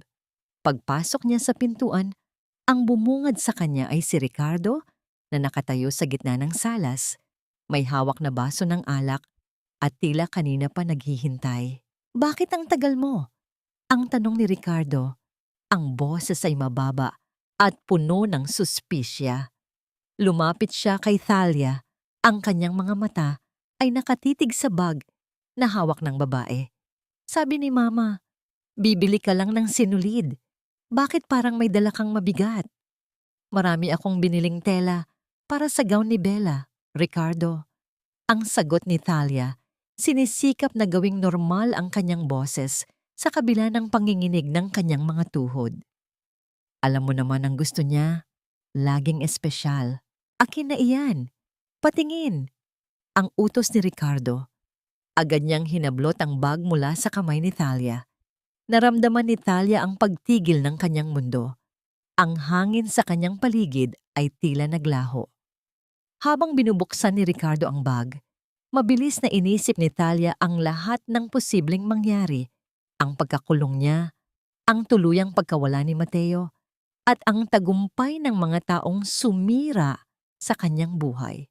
Inilabas ni Ricardo ang mga balot ng tela. Ang mga makukulay na sinulid ay nagkalat sa sahig. Ang kanyang kamay ay dahan-dahang lumulubog sa ilalim ng bag kung saan nakatago ang folder ng abogado. Eksaktong sa sandaling iyon, narinig ang isang malakas na tunog ng pagkabasag mula sa itaas na palapag. Kasunod ang hiyaw ni Bella. "Ricardo, halika rito. May nakita akong ipis sa kwarto ko. Bilisan mo." Ang sigaw ni Bella. Ang boses ay puno ng arte at pag-iinarte. Naantala ang paghahanap ni Ricardo. Inis siyang lumingon sa itaas at muling ibinalik ang bag kay Thalia nang hindi man lang tinitingnan ang ilalim nito. "Linisin mo yan, Thalia, at siguraduhin mong wala ng ipis sa bahay na ito, kundi malalagot ka sa akin." Nagmamadaling umakyat si Ricardo. Naiwang mag-isa si Thalia sa salas. Ang kanyang pawis ay umaagos sa kanyang noo. Dahan-dahan niyang inilabas ang folder mula sa bag at niyakap ito ng mahigpit. Isang maliit na tagumpay sa gitna ng isang malaking panganib. Ngunit habang tinitingnan niya ang hagdan kung saan umakyat si Ricardo, napansin niya ang isang pares ng mga mata na nakatingin sa kanya mula sa dilim ng pasilyo. Si Doña Imelda. Ang matanda ay nakatayo doon, tahimik, at may mapanuring tingin na tila ba nabasa ang bawat takot sa mukha ni Thalia. Hindi nagsalita ang matanda. Dahan-dahan lamang itong tumalikod at pumasok sa kanyang silid. Ang katahimikan ni Doña Imelda ay mas nakatatakot kaysa sa sigaw ni Ricardo. Alam ni Thalia na ang labanan ay hindi na lamang tungkol sa lupa. Ito ay tungkol na sa kung sino ang mas mabilis na makakakilos bago ang huling pagbagsak ng tabing. "Mama, masakit po." "Huwag niyo pong sasabihin kay Lola, ha? Magagalit po si Mama Bella." Ang mahinang bulong na yon ni Mateo ay tila isang kidlat na gumuhit sa katahimikan ng maliit na silid panahian ni Thalia. Kasalukuyang tinatahi ni Thalia ang isang mamahaling seda na gown para kay Bella. Ang bawat tusok ng karayom ay tila pagtahi sa sarili niyang pasensya. Ngunit nang marinig ang panginginig sa boses ng kanyang anak, Agad siyang napatigil. Ang matulis na dulo ng karayom ay bumaon sa kanyang daliri. Nag-iiwan ng isang maliit at pulang patak ng dugo sa puting tela. Ngunit hindi niya naramdaman ang hapdi nito. Dahan-dahang binitawan ni Talia ang tela at hinarap ang anak. Nakayuko si Mateo, ang kanyang maliliit na kamay ay nakatago sa likod. Nang dahan-dahang hinila ni Talia ang braso ng bata, ang kanyang mundo ay tila gumuho. Sa maputing balat ni Mateo, malapit sa siko, ay may isang madilim na pasang kulay ube, bakas ng mga daliri na madiing bumaon at pinalipit. Ang bawat pintig ng puso ni Talia ay naging kasing bigat ng martilyo. Naramdaman niya ang isang matinding lamig na lumukob sa kanyang buong pagkatao, kasunod ng isang nag-aapoy na galit na hindi niya kailanman naramdaman noon. Ang kanyang paningin ay bahagyang lumabo dahil sa luhang nagnanais kumawala, ngunit pinilit niyang manatiling matatag para sa kanyang anak. Bakit ito narito, Mateo? Sabihin mo kay mama ang totoo. Ang mahinang tanong ni Talia, ang boses ay puno ng pagsusumamo at pait. Pinilit niya po akong tawagin siyang mama nung wala po si papa. Noong tumanggi po ako, bigla niya po akong sinunggaban. Ang hikbi ni Mateo. Sabi niya, isa raw po kayong baliw na sastre at wala kayong maitutulong sa akin. Huwag daw po akong magsusumbong dahil ipapakulong niya kayo sa ospital. Ang mga salitang iyon ay tila huling tahi na nagdugtong sa lahat ng dusa ni Talia. Ang lahat ng sampal na tinanggap niya, ang lahat ng pang-aalipusta sa kanyang pagkatao ay kaya niyang tiisin. Ngunit ang sakta ng kanyang anak, ang tanging buhay at pag-asa na natitira sa kanya ay isang hangganan na hindi dapat nilampasan ng kahit sino. Dahan-dahang lumuhod si Talia sa harap ni Mateo. Kinuha niya ang maliit na kamay ng bata at hinalikan ang bahaging may pasa. Ang kanyang mga luha ay pumatak sa balat ni Mateo, tila isang banal na tubig na naghuhugas sa takot ng bata. Sa sandaling iyon, ang mabuting tao sa loob ni Talia ay dahan-dahang pumanaw at ang isang ina na handang pumatay para sa kanyang anak ay muling isinilang. Hindi ka na muling masasaktan, Mateo. Pangako yan ni Mama. Ang bulong ni Talia. Ang boses ay wala ng bakas ng panginginig, kundi isang matigas at malamig na awtoridad. Tumayo si Talia at tiningnan ang gown ni Bella na nasa ibabaw ng mesa. Ang telang iyon, na dapat sana ay maging simbolo ng kagandahan, ay tila naging isang maduming basahan sa kanyang paningin. Kinuha niya ang malaking gunting na panggupit ng tela. Ang tunog ng talim na nagdidikit ay tila isang babala ng paparating na unos. Dahan-dahan niyang itinupi ang tela at itinago sa ilalim ng kanyang cabinet. Hindi niya ito gugupitin, hindi pa ngayon. Gagamitin niya ang bawat hibla ng telang ito upang bitayin ang mga taong kumuha sa lahat ng meron siya. Lumabas si Talia ng silid. Iniwan si Mateo na pansamantalang nakatulog dahil sa pagod at iyak. Naglakad siya sa madilim na pasilyo patungo sa silid ni Ricardo at Bella. Naririnig niya ang kanilang tawanan mula sa loob, isang tawanang puno ng kalandian at kawalan ng pakialam sa mundong kanilang sinira. Huminto si Talia sa tapat ng pinto. Ang kanyang mga kamay ay nakakuyom ng mahigpit hanggang sa mabaon ng kanyang mga kuko sa sariling palad. Hindi na siya umiiyak. Ang kanyang mga mata ay tila naging kasing talim ng mga karayom na ginagamit niya sa pananahi. Ang bawat pang-aabuso, ang bawat gaslighting, at ang bawat pasang iniwan nila sa kanyang anak ay naging selyo ng kanyang panata. Tapos na ang pagiging biktima. Ang bulong ni Talia sa sarili. Ang kanyang boses ay naging kasing lamig ng simoy ng hangin sa hating gabi. Simula ngayong gabi, ang sastreng itinuring niyong basahan ang siyang maglulibing sa inyong lahat. Pababa na sana siya ng hagdan nang makita niya si Doña Imelda na nakatayo sa dulo ng koridor. May hawak na baso ng gatas at nakatingin sa kanya nang may kakaibang ngiti. Ang matanda ay tila kanina pa nanonood mula sa dilim. Bakit ganyan ang tingin mo, Thalia? Parang nakakita ka ng pagkakataong lumaban. Ang mapangyat na sabi ng matanda. Huwag mong kalilimutan, Hawak ko ang katinuan mo. Isang tawag ko lang at mawawala sa'yo si Mateo habang buhay. Tinitigan ni Talia ang matanda. Sa pagkakataong ito, hindi niya iniwas ang kanyang tingin. Sa halip, lumapit siya ng bahagya at bumulong ng sapat lamang para marinig ni Doña Imelda. Siguraduhin niyo pong matalas ang inyong pandinig, Doña Imelda, dahil ang tunog ng pagbagsak ng inyong pamilya ay magmumula sa isang direksyong hindi niyo kailanman inaasahan. Tumalikod si Talia at naglakad palayo. Iniwan ang matanda na saglit na natigilan sa kakaibang lakas na ipinakita niya. Ang digmaan ay hindi na lamang tungkol sa lupa. Ito ay tungkol na sa bawat patak ng dugo at bawat luhang naningil ng hustisya.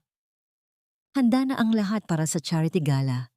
Siguraduhin mong nakasuot ka ng pinakamurang duster mo, Talia, dahil ikaw ang magsisilbi sa mga bisita bilang halimbawa ng aming kawanggawa sa mga dukha. Ang tinig ni Doña Imelda ay tila isang malamig na hampas ng hangin sa gitna ng silid panahian. Habang sinasabi ito ng matanda, nakatitig siya sa mga basahang nakatambak sa gilid ni Talia, isang mapanguyat na paalala kung saan niya gustong ilagay ang kanyang manugang. Ngunit sa likod ng kanyang mga mata, may isang nakatagong kislap ng takot na pilit niyang itinatago sa pamamagitan ng higit pang kalupitan. Dahan-dahang itinigil ni Talia ang kanyang makina. Ang huling tahi ay natapos na. Ang bawat hibla ng pulang seda na kanyang hawak ay tila may sariling buhay. Isang telang binili niya sa lihim na paraan, gamit ang huling piraso ng alahas na itinago niya mula sa kanyang ama. Hindi ito duster, hindi ito basahan. Ito ang kanyang baluti para sa gabing babago sa lahat. Opo, Doña Imelda, magiging handa po ako. Ang tugon ni Talia, ang boses ay mababa at tila walang emosyon. Hindi niya ipinakita ang nag-aapoy na determinasyon sa loob ng kanyang mga mata. Sa halip, nanatili siyang nakayuko. Hinahayaan ng matanda na isiping siya pa rin ang maamong tupa na madaling katayin. Nang lumabas ang matanda, mabilis na kumilos si Talia. Kinuha niya ang mga sobre na may selyo ng pamilya Monteverde, mga sobreng ninakaw niya mula sa opisina ni Ricardo. Sa loob ng mga ito ay hindi imbitasyon para sa katuwaan, kundi mga liham para sa mga nagpautang kay Ricardo, mga liham na nagsasabing sa gabi ng gala ay babayaran ang lahat ng kanyang utang sa harap ng madla. Ginamit ni Talia ang kanyang galing sa pananahi upang kopyahin maging ang pirma ni Ricardo nang walang bahid ng duda. Ang bawat dila ng selyo na kanyang dinidikit ay tila isang selyo ng kamatayan para sa dangal ng mga Monteverde. Ang bawat pangalan ng loan shark na kanyang isinusulat ay tila isang hakbang patungo sa katarungan. Ang bawat pintig ng kanyang puso ay naging kasing tuli ng karayom ng kanyang makina. Ngunit sa kalagitnaan ng kanyang paghahanda, isang malakas na tunog ng pagbukas ng pinto sa ibaba ang bumasag sa katahimikan ng gabi. Narinig ni Talia ang mabibigat na hakbang ng mga sapatos sa sahig, kasunod ang boses ng isang estranghero na puno ng awtoridad. Magandang gabi po. Kami ay mula sa lokal na kapulisan. May natanggap po kaming ulat tungkol sa isang individual dito na nagpapakita ng panganib sa sarili at sa iba. Nanigas ang buong katawan ni Talia. Ang kanyang kamay ay napatigil sa itaas ng huling sobre. Dahan-dahan siyang sumilip mula sa rehas ng hagdanan. Doon, nakikita niya si Doña Imelda na may hawak na panyo sa kanyang mga mata. Tila isang inang naglulusa habang nakikipag-usap sa dalawang opisyal. Sa tabi nito ay si Ricardo na may hawak na mga pekeng dokumentong medikal. Ang mga dokumentong nagsasabing si Talia ay nawawala na sa katinuan. Napakasakit po para sa amin, officer. Ang hikbi ni Doña Imelda. Ang boses ay puno ng kaplastikan na tila ba isang premyadong aktres sa telebisyon. Ang aking manugang, siya ay nagsimula ng maging marahas. Natatakot po ako para sa aking apo. Baka kung ano ang magawa niya sa bata ngayong gabi. Nasaan po ang pasyente? Ang tanong ng pulis. Ang kanyang kamay ay nakahawak sa kanyang sinturon, handa sa anumang gulo. Naramdaman ni Thalia ang matinding panginginig ng kanyang mga daliri. Ito na ang huling alas ng mga Monteverde, ang ipahiya siya at ikulong bago pa man dumating ang gabi ng gala. Ang bawat segundo ay tila isang mitya na paubos na. Kung hindi siya makakaalis ngayon, ang lahat ng kanyang pinagplanuhan ay magiging abo lamang. Mabilis niyang itinago ang pulang gown sa loob ng isang luma at maduming plastic bag. Tila ba ito ay isang tumpok ng mga basahan. Kinuha niya ang kanyang bag na naglalaman ng mga ebidensya at dahan-dahang nagtungo sa bintana ng kanyang silid. Ang taas nito ay sapat na upang makapinsala sa isang normal na tao. Ngunit para sa isang babaeng lumaki sa disiplina ng Wing Chun, ito ay isa lamang maliit na balakid. Dahan-dahan niyang binuksan ang bintana. Ang malamig na hangin ng gabi ay humampas sa kanyang mukha, tila nagbibigay ng lakas at babala. Sa ibaba, narinig niya ang mga yabag ng pulis na nagsisimula ng umakyat sa hagdan. Ang bawat hakbang nila ay tila isang bilang patungo sa kanyang katapusan. "Thalia, buksan mo ang pintong ito!"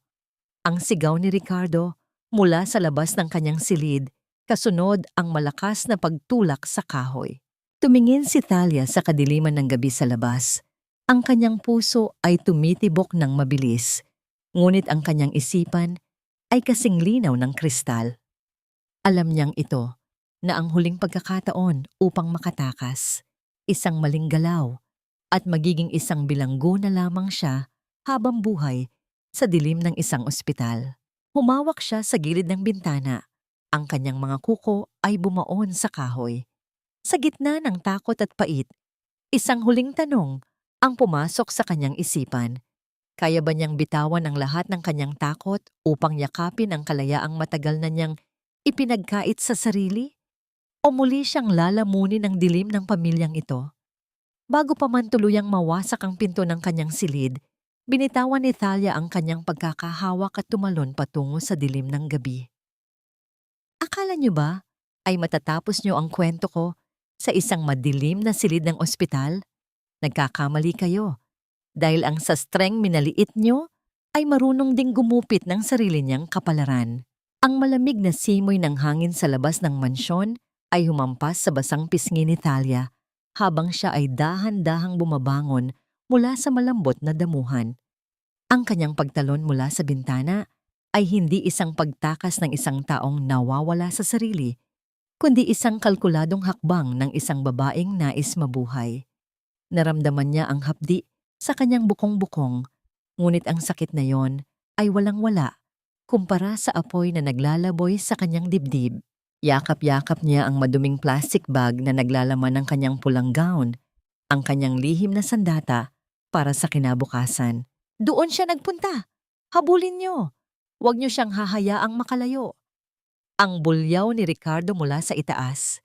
Ang kanyang anino ay makikita sa bintana habang itinuturo ang direksyon ng madilim na hardin. Sa halip na tumakbo palayo sa tarangkahan kung saan nakaabang ang mga tauhan ni Ricardo, nagtungo si Thalia patungo sa likod ng mansyon sa maliit na bahay ni Lola Rosa. Sa gitna ng kadiliman, ang tanging gabay niya ay ang liwanag ng buwan na tumatama sa mga dahon ng puno ng mangga. Ang tunog ng kanyang mabilis na paghinga ay tila nakikipagpaligsahan sa kalansing ng mga kuliglig sa paligid. "Lola Rosa! Lola Rosa, buksan niyo po ang pinto." Ang mahinang pagsusumamo ni Thalia habang kinakatok ang kahoy na pinto ng may pag-iingat. Bumukas ang pinto at lumabas ang matanda. Suot ang isang nag-aalalang mukha. Hindi na nagpaligoy-ligoy si Thalia. "Lola, kailangan ko pong makatawag kay Attorney Galvez. Ngayon din, nais nilang ipakulong ako sa ospital." Ngunit bago pa man makahakbang si Thalia sa loob, ang liwanag ng mga flashlight ay tumama sa kanyang mukha. Dumating na ang mga pulis, kasama si Ricardo at Doña Imelda, na hingal. Ang tunog ng mga yabag ng sapatos sa tuyong dahon ay tila isang hatol na papalapit ng papalapit. Ayan siya, Nakikita niyo ba? Tumalon siya sa bintana. Sinong matinong tao ang gagawa niyan? Ang sigaw ni Doña Imelda, ang kanyang boses ay puno ng pekeng pangamba. Officer, kunin niyo na siya bago pa siya makasakit ng iba. Lumapit ang mga pulis kay Thalia. Ang kanilang mga mukha ay puno ng pag-aalinlangan. Ngunit sa halip na sumigaw, magmakaawa, o lumaban ng marahas, tumayo si Thalia ng tuwid. Inayos niya ang kanyang gusot na damit at hinarap ang mga opisyal nang may isang kalmado at matalinong tingin. Isang tingin na kailanman ay hindi makikita sa isang taong nawawala sa katinuan. Officer, magandang gabi po. Ang simula ni Thalia, ang boses ay matatag at malinaw. Totoong tumalon ako sa bintana dahil natatakot ako para sa aking buhay. Ngunit bago niyo ako dalhin kung saan man, nais ko pong ipakita sa inyo ang isang bagay. Bilang isang mamamayan, may karapatan po akong humingi ng pangalawang opinyon sa harap ng aking abogado na kasalukuyan ng papunta rito. Anong abogado ang sinasabi mo? Wala kang pera para sa abogado. Ang singal ni Ricardo, ang kanyang mukha ay namumula na sa galit at kaba. Eksaktong sa sandaling iyon, ang tunog ng isang sasakyan na humihinto sa tapat ng mansyon ay bumasag sa tensyon. Bumaba si Attorney Galvez, bitbit ang isang folder at kasama ang isang babaeng nakasuot ng puting gown. Isang kilalang psychiatrist mula sa lungsod na hindi konektado sa mga Monteverde. Ako ang abogado ni Mrs. Thalia Monteverde. Ang pakilala ni Attorney Galvez, ang kanyang boses ay puno ng awtoridad na tila isang pader na hindi matitibag. At narito si Dr. Santos upang magsagawa ng agarang pagsusuri. Ang anumang pagtatangka na dalhin ang aking kliyente sa isang pasilidad nang walang tamang proseso ay ituturing naming kidnapping at grave coercion. Nanigas si Doña Imelda. Ang panyo na hawak niya ay dahan-dahang nalaglag sa lupa. Ang kislap ng tagumpay sa kanyang mga mata ay pinalitan ng isang matinding gulat at takot. Hindi niya inakalang ang basahang sastre ay may kakayahang maghanda ng ganitong uri ng depensa sa gitna ng kadiliman. Sa loob ng sumunod na isang oras, sa gitna ng sala ng mansyon, sumailalim si Thalia sa pagsusuri. Habang ang mga pulis ay nakamasid, sinagot ni Thalia ang bawat tanong ng may katalinuhan, lohika at katotohanan. Ikinuwento niya ang bawat pang-aabuso, ang bawat gaslighting, at ipinakita ang ebidensya ng pagtataksil ni Ricardo. Ang kanyang bawat salita ay tila isang tahi na bumubuo ng isang malinaw na larawan ng katotohanan. Ang pasyente ay nasa tamang katinuan, officer. Ang pinal na pahayag ni Dr. Santos. Sa katunayan, siya ay nagpapakita ng matinding resilience sa gitna ng isang napaka-toxic na kapaligiran. Ang mga dokumentong ipinakita ni na Mr. Monteverde ay base sa mga lumang obserbasyon na madaling manipulahin. Ang katahimikan sa loob ng mansyon ay naging kasing bigat ng isang paparating na unos. Tumingin si Thalia kay Doña Imelda at Ricardo. Ang kanyang mga mata ay tila naging kasing talim ng mga karayom na handang tumusok sa kanilang mga kasinungalingan. Hindi pa tapos ang gabi, Doña Imelda. Ang bulong ni Thalia, ang boses ay kasing lamig ng simoy ng hangin sa hating gabi. Nakaligtas ako sa ospital, ngunit handa na ba kayo sa susunod na kabanata? Bukas, sa harap ng buong Pilipinas, ipakikita ko kung sino ang tunay na baliw sa pamilyang ito. Umalis ang mga pulis nang may paghingi ng paumanhin. Iniwan ang mga Monteverde na tulala at puno ng pangamba. Ngunit habang naglalakad si Thalia patungo sa kanyang silid upang maghanda para sa gala sa susunod na araw, napansin niya ang isang bagay na muling nagpabilis sa tibok ng kanyang puso. Si Mateo. Ang silid ng kanyang anak ay nakakubli sa dilim at ang pinto ay nakakandado mula sa labas. Narinig niya ang mahinang hikbi ng bata, ngunit bago pa siya makalapit, humarang si Ricardo na may hawak na susi at isang mapait na ngiti. Nanalo ka ngayong gabi, Talia. Ang bulong ni Ricardo. Ang boses ay puno ng puot. Pero bukas, sa gala, kung gagawa ka ng anumang ingay, hinding-hindi mo na muling maririnig ang boses ng anak mo. Nakatago siya sa isang lugar na ikaw lang ang hindi nakakaalam. Isang maling galaw mo at magpapaalam ka na sa kanya habang buhay.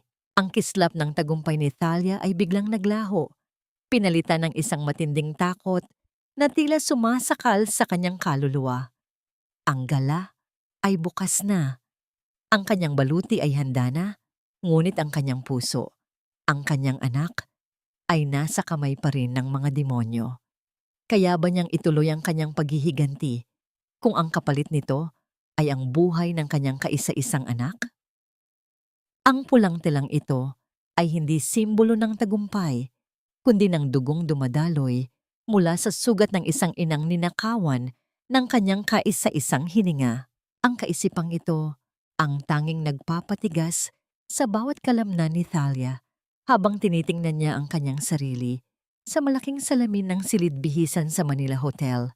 Ang pulang gown na kanyang tinahi mula sa pinakamahusay na seda at bawat tahi ay puno ng kanyang pangarap at paghihiganti ay yumayakap sa kanyang katawan ng may dangal na hindi kailanman matutumbasan ng anumang alahas.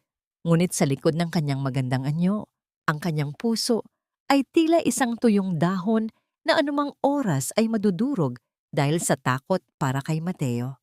Sa labas ng silid, naririnig ang masiglang tugtog ng orkestra at ang kalansing ng mga basong kristal. Ang charity gala ng mga Monteverde ay nagsimula na. Ito ang gabing dapat ay magiging katapusan ng kanilang kasamaan, ngunit naging isang malupit na laro ng tadhana nang gawing bihag si Mateo. Napakaganda mo naman, Thalia. Sayang nga lang, baka iyan na ang huling gabi na makikita ng mga tao ang mukha mo bago ka mabulok sa kung saan. Ang boses ni Bella ay pumailan lang mula sa pinto. Nakasuot siya ng isang mamahaling itim na gown, ngunit ang kanyang kagandahan ay tila isang lason na binalutan ng asukal. Suot pa rin niya ang ninakaw na singsing ni Thalia na kumikinang sa ilalim ng mga ilaw. Hindi lumingon si Thalia. Ang kanyang mga kamay ay dahan-dahang hinaplos ang laylayan ng kanyang gown, kung saan nakatago ang maliit na recorder na may lamang katotohanan. Ang kagandahan ay madaling mabili, Bella. Ngunit ang dangal, kahit gaano mo pakintabi ng ninakaw mong brilyante, mananatili itong madumi dahil sa mga kamay na humahawak dito. Isang matunog na pag-irap ang isinagot ni Bella bago siya lumapit ng husto. Ang amoy ng kanyang matapang na pabango ay tila sumasakal sa hangin. Huwag kang masyadong kampante. Isang tawag lang ni Ricardo sa tauhan niya. At ang anak mo ay maglalaho na parang bula. Ngumiti ka sa harap ng mga kamera, Thalia. Magpanggap kang masayang asawa o maghanda ka ng magluksa. Lumabas si Thalia sa malawak na ballroom. Ang liwanag ng mga chandelier ay tila mga matang mapanghusga. Ang bawat flash ng kamera ay tila isang paalala na ang buong lipunan ay nakatingin. Nakita niya si Ricardo sa gitna ng entablado. Suot ang kanyang pinakamagandang Amerikana at ang kanyang pinakamatamis na pekeng ng ngiti. Habang kausap ang mga maimpluwensyang tao sa bansa. Nang makita ni Ricardo si Thalia, panandali ang nawala ang nangiti sa kanyang mga labi. Ang gulat sa kanyang mga mata nang makita ang asawang dating itinuring na basahan na ngayoy naglalakad ng may awtoridad ay hindi maikakaila. Lumapit siya at hinawakan ang siko ni Thalia ng madiin. Isang haplos na tila isang bakal na posas. Keep it together, Thalia, ang bulong ni Ricardo. Ang kanyang boses ay puno ng babala. Sa gitna ng kanyang pagkaway sa mga bisita, nasa ligtas na lugar si Mateo. Pero hindi magtatagal iyon kung susubukan mong maging bida ngayong gabi. Nasaan ang anak ko, Ricardo? Ang mahinang tanong ni Thalia. Ang boses ay matatag sa kabila ng panlalamig ng kanyang mga bias. Malalaman mo pagkatapos kong makuha ang pirma mo sa dokumento ng paglilipat ng lupa. Ngayon, umakyat tayo sa entablado at ipakita sa kanila ang perpektong pamilyang Monteverde. Ang tugon ni Ricardo habang hila-hila si Talia patungo sa harapan. Habang naglalakad, naramdaman ni Talia ang isang mabilis na pagdampi ng kamay sa kanyang likuran, si Lola Rosa. Ang matanda ay nagpapanggap na nag-aayos ng mga bulaklak sa gilid, ngunit may ibinulong ito na sapat lamang para marinig ni Talia. Nasa loob lang siya ng Hotel Talia, Silid 47. Bilisan mo bago nila siya ilipat. Ang impormasyong yon ay tila isang agos ng kuryente na nagbigay ng lakas sa buong pagkatao ni Talia. Ang pag-asa ay muling nag-alab sa kanyang dibdib. Mateo is near. Mateo is within reach. Nagsimula ang programa. Tumayo si Doña Imelda sa gitna, may hawak na mikropono at nagsimulang magsalita tungkol sa kabutihang loob ng kanilang pamilya. Ang bawat salita ng matanda ay tila isang insulto sa bawat luhang ibinuhos ni Talia sa loob ng mansyon. At ngayong gabi, nais naming ipakilala ang aking manugang, si Talia, na naging katuwang namin sa pagtulong sa mga nangangailangan. Ang anunsyo ni Doña Imelda habang itinuturo si Talia na nasa gilid. Lahat ng mata ay nakatuon kay Talia. Ang mga kamera ay nakatutok. Ricardo ay nakahanda ng ilabas ang dokumento para sa isang symbolic signing na lingid sa kaalaman ng madla ay ang formal na pagnanakaw sa kanyang lupa. Ricardo ay may hawak na cellphone sa kanyang kabilang kamay. Ang kanyang hinlalaki ay nakatapat sa button ng call, handang magbigay ng utos sa kanyang tauhan. Tumayo si Talia sa harap ng mikropono. Ang katahimikan sa loob ng ballroom ay naging kasing bigat ng isang paparating na unos. Tumingin siya sa mga bisita, tumingin siya kay Doña Imelda, at huling tumingin kay Ricardo. Sa isang iglap, naramdaman niya ang bigat ng recorder sa kanyang gown at ang susi na ibinigay sa kanya ni Lola Rosa sa pamamagitan ng isang mabilis na palitan. Maraming salamat po sa inyong lahat. Ang simula ni Talia, ang kanyang boses ay umaalingaw-ngaw sa buong silid, puno ng isang kapangyarihan na hindi nila inaasahan. Ngunit bago tayo magpatuloy sa seremonyang ito, nais ko pong magbahagi ng isang kwento. Isang kwento tungkol sa kung ano ang tunay na nagaganap sa loob ng mga pader ng mansyong Monteverde. Nakita ni Talia ang panlalaki ng mga mata ni Ricardo. Ang kanyang hinlalaki ay dahan-dahang idiniin sa screen ng kanyang cellphone. Isang maling salita pa mula kay Talia at ang buhay ni Mateo ay malalagay sa panganib. Ngunit sa gitna ng matinding tensyon, nakita ni Talia ang isang figura sa dulo ng pinto, isang senyas mula kay Lola Rosa na ang pinto ng Silid 47 ay nabuksan na. Ito na ang sandaling walang balikan. Ang bawat pintig ng puso ni Talia ay tila isang bilang patungo sa katarungan o sa isang walang hanggang pagsisisi. Itinaas niya ang kanyang kamay, hindi upang pirmahan ang dokumento, kundi upang ilapit ang kanyang maliit na recorder sa mikropono. Ngunit bago pa man niya mapindot ang play, isang malakas na sigaw mula sa likuran ng ballroom ang bumasag sa lahat. Isang grupo ng mga hindi kilalang lalaki ang pumasok, ang kanilang mga muka ay puno ng galit, at ang isa sa kanila ay sumigaw ng isang pangalan na nagpayanig sa buong pagkatao ni Ricardo. Nasaan ang pera namin, Monteverde? Sabi mo, babayaran mo kami ngayong gabi. Ang kaguluhan ay biglang sumiklab. Ang mga bisita ay nagsimulang magsigawan. Sa gitna ng gulo, nakita ni Talia ang pagkakataon. Tumingin siya kay Ricardo na ngayoy napapalibutan ng kanyang mga creditors at bago pa ito makakilos, tumakbo si Talia patungo sa exit, patungo sa silid kung nasaan ang kanyang anak. Ngunit sa kanyang pagtakbo, isang kamay ang humablot sa kanyang buhok mula sa likuran. Si Bella. Ang kanyang mga mata ay nanlilisik sa galit at may hawak siyang isang matulis na bagay na kinuha mula sa mesa. Hindi ka makakaalis dito ng buhay, Talia. Pamadagan. Ang ganda mo sa pulang gown na yan, Talia. Pero mas bagay sa iyo ang kulay ng dugo. Ang boses ni Bella ay tila bulong ng isang demonyo sa gitna ng kaguluhan. Ramdam ni Thalia ang hapdi sa kanyang anit. Habang hinihila ni Bella ang kanyang buhok, pilit siyang isinusubsob sa matigas na gilid ng mesa. Ang matulis na dulo ng isang basag na baso ay dahan-dahang papalapit sa kanyang pisngi. Ang kislap ng kristal sa ilalim ng mga ilaw ng ballroom ay tila isang babala ng isang nalalapit na katapusan. Ngunit sa gitna ng panganib, hindi nagpadala si Thalia sa takot. Naramdaman niya ang matatag na tibok ng kanyang puso, ang parehong ritmo na kanyang pinag-aralan sa harap ng mambubugbog sa madilim na bodega. Ang bawat turo ng kanyang ama tungkol sa pag-iwas at paglihis ng puwersa ay tila dinaloy ng kuryente sa kanyang mga ugat.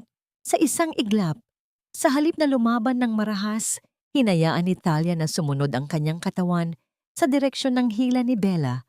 Gamit ang isang mabilis at malambot na galaw ng kanyang braso, isang paksaw na kasing dulas ng tubig, inilihis niya ang kamay ni Bella na may hawak na bubog. Ang tunog ng pagtama ng balat sa balat ay tila isang mabilis na paghampas ng hangin. Bumitaw si Bella. Ang kanyang balanse ay nawala at napaatras siya sa gulat. Paano mo nagawa iyon? Ang tanong ni Bella. Ang kanyang boses ay puno ng panginginig at hindi makapaniwalang titig. Ang sining ng aking ama ay itinuro upang protektahan ang mga mahihina, Bella. Hindi mo kailanman maiintindihan ang lakas na nanggagaling sa katuwiran. Ang mahinang sagot ni Thalia, ang kanyang boses ay malamig at puno ng dangal. Hindi na hinintay ni Thalia ang muling pagsalakay ng babae. Tumakbo siya patungo sa elevator, iniwan ang ballroom na puno ng mga sumisigaw na creditors at ang pamilya Monteverde na unti-unti nang nilalamon ng sarili nilang dumi. Ang bawat hakbang niya sa pasilyo ng hotel ay tila pagtakbo patungo sa kanyang muling pagsilang. Pagdating sa silid 47, nanginginig ang kanyang mga daliri habang isinusuksok ang susi na ibinigay ni Lola Rosa. Ang bawat segundo ng pag-ikot ng kandado ay tila isang taon ng paghihintay. Nang bumukas ang pinto, ang bumungad sa kanya ay ang madilim na silid at ang amoy ng takot. Mateo? Mateo, anak? Ang tawag ni Thalia. Ang kanyang boses ay puno ng pagsusumamo. Mula sa ilalim ng isang malaking mesa, lumabas ang isang maliit na figura. Ang mga mata ni Mateo ay mugto sa yak at ang kanyang maliliit na kamay ay nanginginig. Nang makita niya si Thalia na suot ang pulang gown, tila nakakita siya ng isang anghel sa gitna ng kadiliman. Mama! Ang hiyaw ng bata. Niyakap ni Thalia ang kanyang anak ng mahigpit. Ang kanyang mga luha ay pumatak sa buhok ni Mateo. Ang amoy ng kanyang anak, ang amoy ng gatas at ng kanyang pagiging inosente, ay tila isang gamot na nagpatigil sa lahat ng hapdi sa kanyang katawan. Sa sandaling iyon, ang tagumpay ay naging totoo. Hindi ito tungkol sa lupa, hindi tungkol sa ginto, kundi tungkol sa pagbawi sa kaisa-isang buhay na nagbibigay ng saysay sa kanyang paghinga. Halika na, anak. Tapos na ang pagtatago natin. Ang bulong ni Thalia habang pinupunasan ang luha ng bata.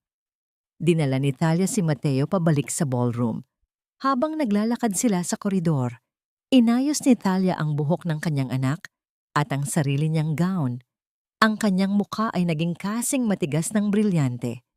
Pumasok siya sa malaking pinto ng ballroom nang may hawak na bata sa kanyang isang kamay at ang recorder sa kanyang kabilang kamay. Ang katahimikan ay biglang lumukob sa buong silid nang makita ang mag-ina.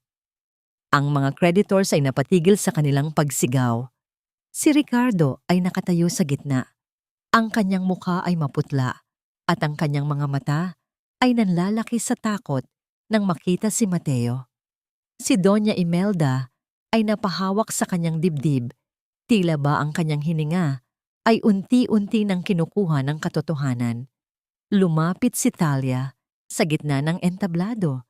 Hindi na niya kailangan ng pahintulot. Itinapat niya ang recorder sa mikropono.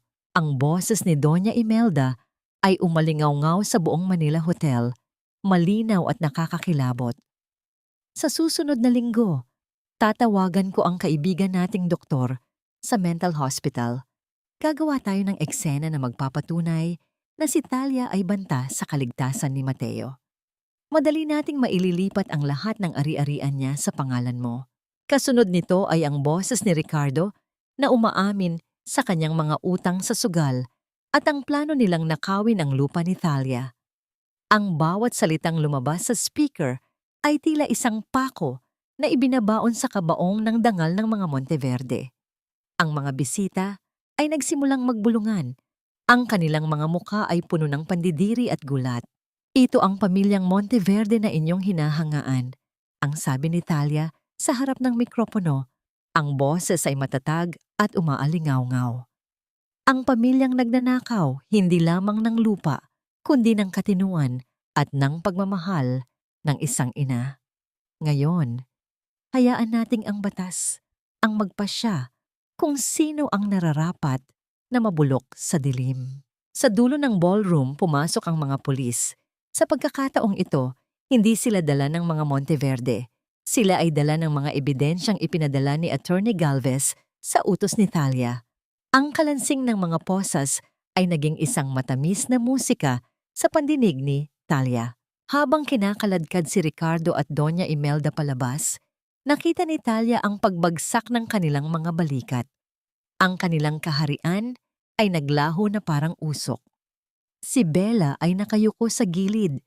Pilit na itinatago ang kanyang mukha mula sa mga kamera. Tumingin si Talia kay Mateo, na ngayoy nakahawak ng mahigpit sa kanyang kamay. Ang hapdi ng nakaraan ay unti-unti nang naglalaho. Pinalitan ng isang pag-asang kasing liwanag ng bukang liwayway. Ngunit sa gitna ng kanyang tagumpay, isang huling anino ang lumapit sa kanya. Si Lola Rosa, na may hawak na isang lumang liham na may selyo ng kanyang ama na hindi pa niya kailanman nabubuksan. May huling habilin ng iyong ama, Talia. Isang bagay na hindi tungkol sa lupa, kundi tungkol sa tunay mong pagkatao. Ang bulong ng matanda. Ang puso ni Talia ay muling tumibok ng mabilis. Ano pa ba ang hindi niya alam tungkol sa kanyang pinagmulan? At sapat na ba ang katarungang ito upang tuluyang maghilom ang sugat ng kanyang kaluluwa? Ang katahimikan sa loob ng Manila Hotel ay tila isang malambot na kumot na bumalot sa pagod na katawan ni Talia matapos ang unos ng katotohanan. Nakaalis na ang mga pulis, bit-bit ang mga taong minsang naging Panginoon ng kanyang buhay. Ang malawak na ballroom na kanina lamang ay puno ng mga mapanghusgang mata at nakalulunod na musika ay ngayoy naiwang may mga basag na kristal at mga itinapong imbitasyon sa sahig. Nakaupo si Talia sa gilid ng entablado. Ang kanyang pulang gown ay sumasayad sa alpombra, habang si Mateo ay himahimbing nang nakatulog sa kanyang kandungan, pagod mula sa takot at iyak. Dahan-dahang lumapit si Lola Rosa. Ang kanyang mga hakbang ay tila isang mahinang ritmo ng paggalang sa gitna ng katahimikan. Inabot niya ang lumang sobre kay Talia. Ang papel nito ay kulay kape na dahil sa katandaan, ngunit ang selyo ng kanyang ama ay nananatiling buo at matatag. Basahin mo na, Talia. Panahon na upang malaman mo ang tunay na dahilan kung bakit mo kailangang dumaan sa ganitong uri ng pagsubok. Ang bulong ng matanda bago ito dahan-dahang lumayo upang bigyan siya ng puwang. Nanginginig ang mga daliri ni Talia habang binubuksan ang sobre. Ang amoy ng lumang papel at ng seryosong tinta ay tila nagdala sa kanya pabalik sa maliit na bahay panahian ng kanyang ama. Doon, sa gitna ng mga tela at ng tunog ng makina, naramdaman niya muli ang mainit na haplos ng kanyang magulang. Talia, aking mahal na anak, ang simula ng sulat. Ang bawat letra ay tila naririnig ni Talia sa boses ng kanyang ama. Kung binabasa mo ito, marahil ay natagpuan mo na ang iyong sarili sa gitna ng isang madilim na gabi. Ipinamana ko sa iyo ang lupain sa Palawan hindi upang gawin kang mayaman, kundi upang maging sandata mo sa oras na kailanganin mong bumangon mula sa alabok. Tumulo ang isang butil ng luha mula sa mata ni Talia Pumatak sa ibabaw ng pangalan ng kanyang ama. Ang sining ng ating pamilya, ang pananahi, at ang sining ng pakikipaglaban ay iisa lamang, Thalia. Pareho silang nangangailangan ng pasensya, ng katibayan, at ng kakayahang pagdugtungin ang mga bagay na tila sirana.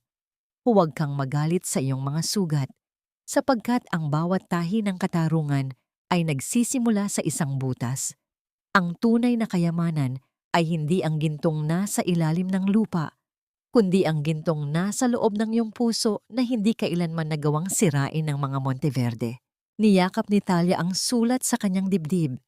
Sa gitna ng lahat ng pait, napagtanto niya na ang kanyang ama ay hindi siya iniwang mag-isa. Ang bawat sampal na tinanggap niya, ang bawat araw ng pagtatrabaho bilang alipin, ay nagsilbing pagsasanay upang maging matibay ang kanyang kaluluwa. Ang lupain sa Palawan ay hindi lamang ari-arian.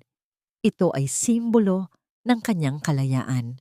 Kinabukasan, sa harap ng mga kamera ng media, hindi lumabas si Thalia bilang isang biktima. Nakatayo siya ng matuwid. Suot ang isang simpleng puting damit na siya mismo ang nagtahi ng gabing iyon. Inanunsyo niya ang pagtatatag ng Ang Panata ni Thalia, isang pundasyon na magbibigay ng libreng pagsasanay sa pananahi at sining ng pagtatanggol sa sarili para sa mga kababaihang nakaranas ng pang-aabuso. Ang bawat babae ay may karapatang magkaroon ng sariling boses. Ang sabi ni Thalia sa harap ng bansa, ang boses ay matatag at puno ng pag-asa. Ang ating mga kamay ay hindi lamang para sa paglilingkod. Ito ay para sa pagbuo ng ating sariling kinabukasan. Si Ricardo at Doña Imelda ay naiwang mabulok sa loob ng malamig na rehas ng bilangguan, kung saan ang tanging maririnig nila ay ang paulit-ulit na pag-alingaw-ngaw ng kanilang sariling mga kasalanan. Wala nang mga alipin na susunod sa kanilang bulyaw. Wala nang ginto na makapagliligtas sa kanila mula sa kahihiyan. Si Bella naman, matapos mawala ang lahat ng kanyang luho, ay naiwang mag-isa sa kalsada, dala-dala ang isang brilyanteng singsing na wala ng halaga dahil ang kislap nito ay nabahira na ng katotohanan. Habang nag-aempake si Thalia ng kanyang mga huling gamit sa mansyon ng mga Monteverde, dumaan siya sa bodega. Sa huling pagkakataon, tiningnan niya ang mambubugbog ng kanyang ama. Hinaplos niya ang kahoy nito ng may pasasalamat. Hindi na ito isang gamit na itinatago sa dilim. Ito ay naging saksi sa kanyang paglalakbay mula sa isang basahang sastre patungo sa pagiging isang reyna ng kanyang sariling kapalaran. Tara na, Mateo, ang aya ni Thalia sa kanyang anak na naghihintay sa may pinto. Pupunta na tayo sa lugar kung saan ang hangin ay malaya at ang ating mga puso ay maaari ng huminga ng walang takot. Bumaba si Thalia sa hagdan ng mansyon ng hindi lumilingon sa likuran. Ang bawat hakbang niya ay tila isang pagtahi sa isang bagong kabanata. Ang bawat tibok ng kanyang puso ay naging kasing linaw ng isang pangako na hinding-hindi na muling yuyuko ang sastreng na tutong lumaban.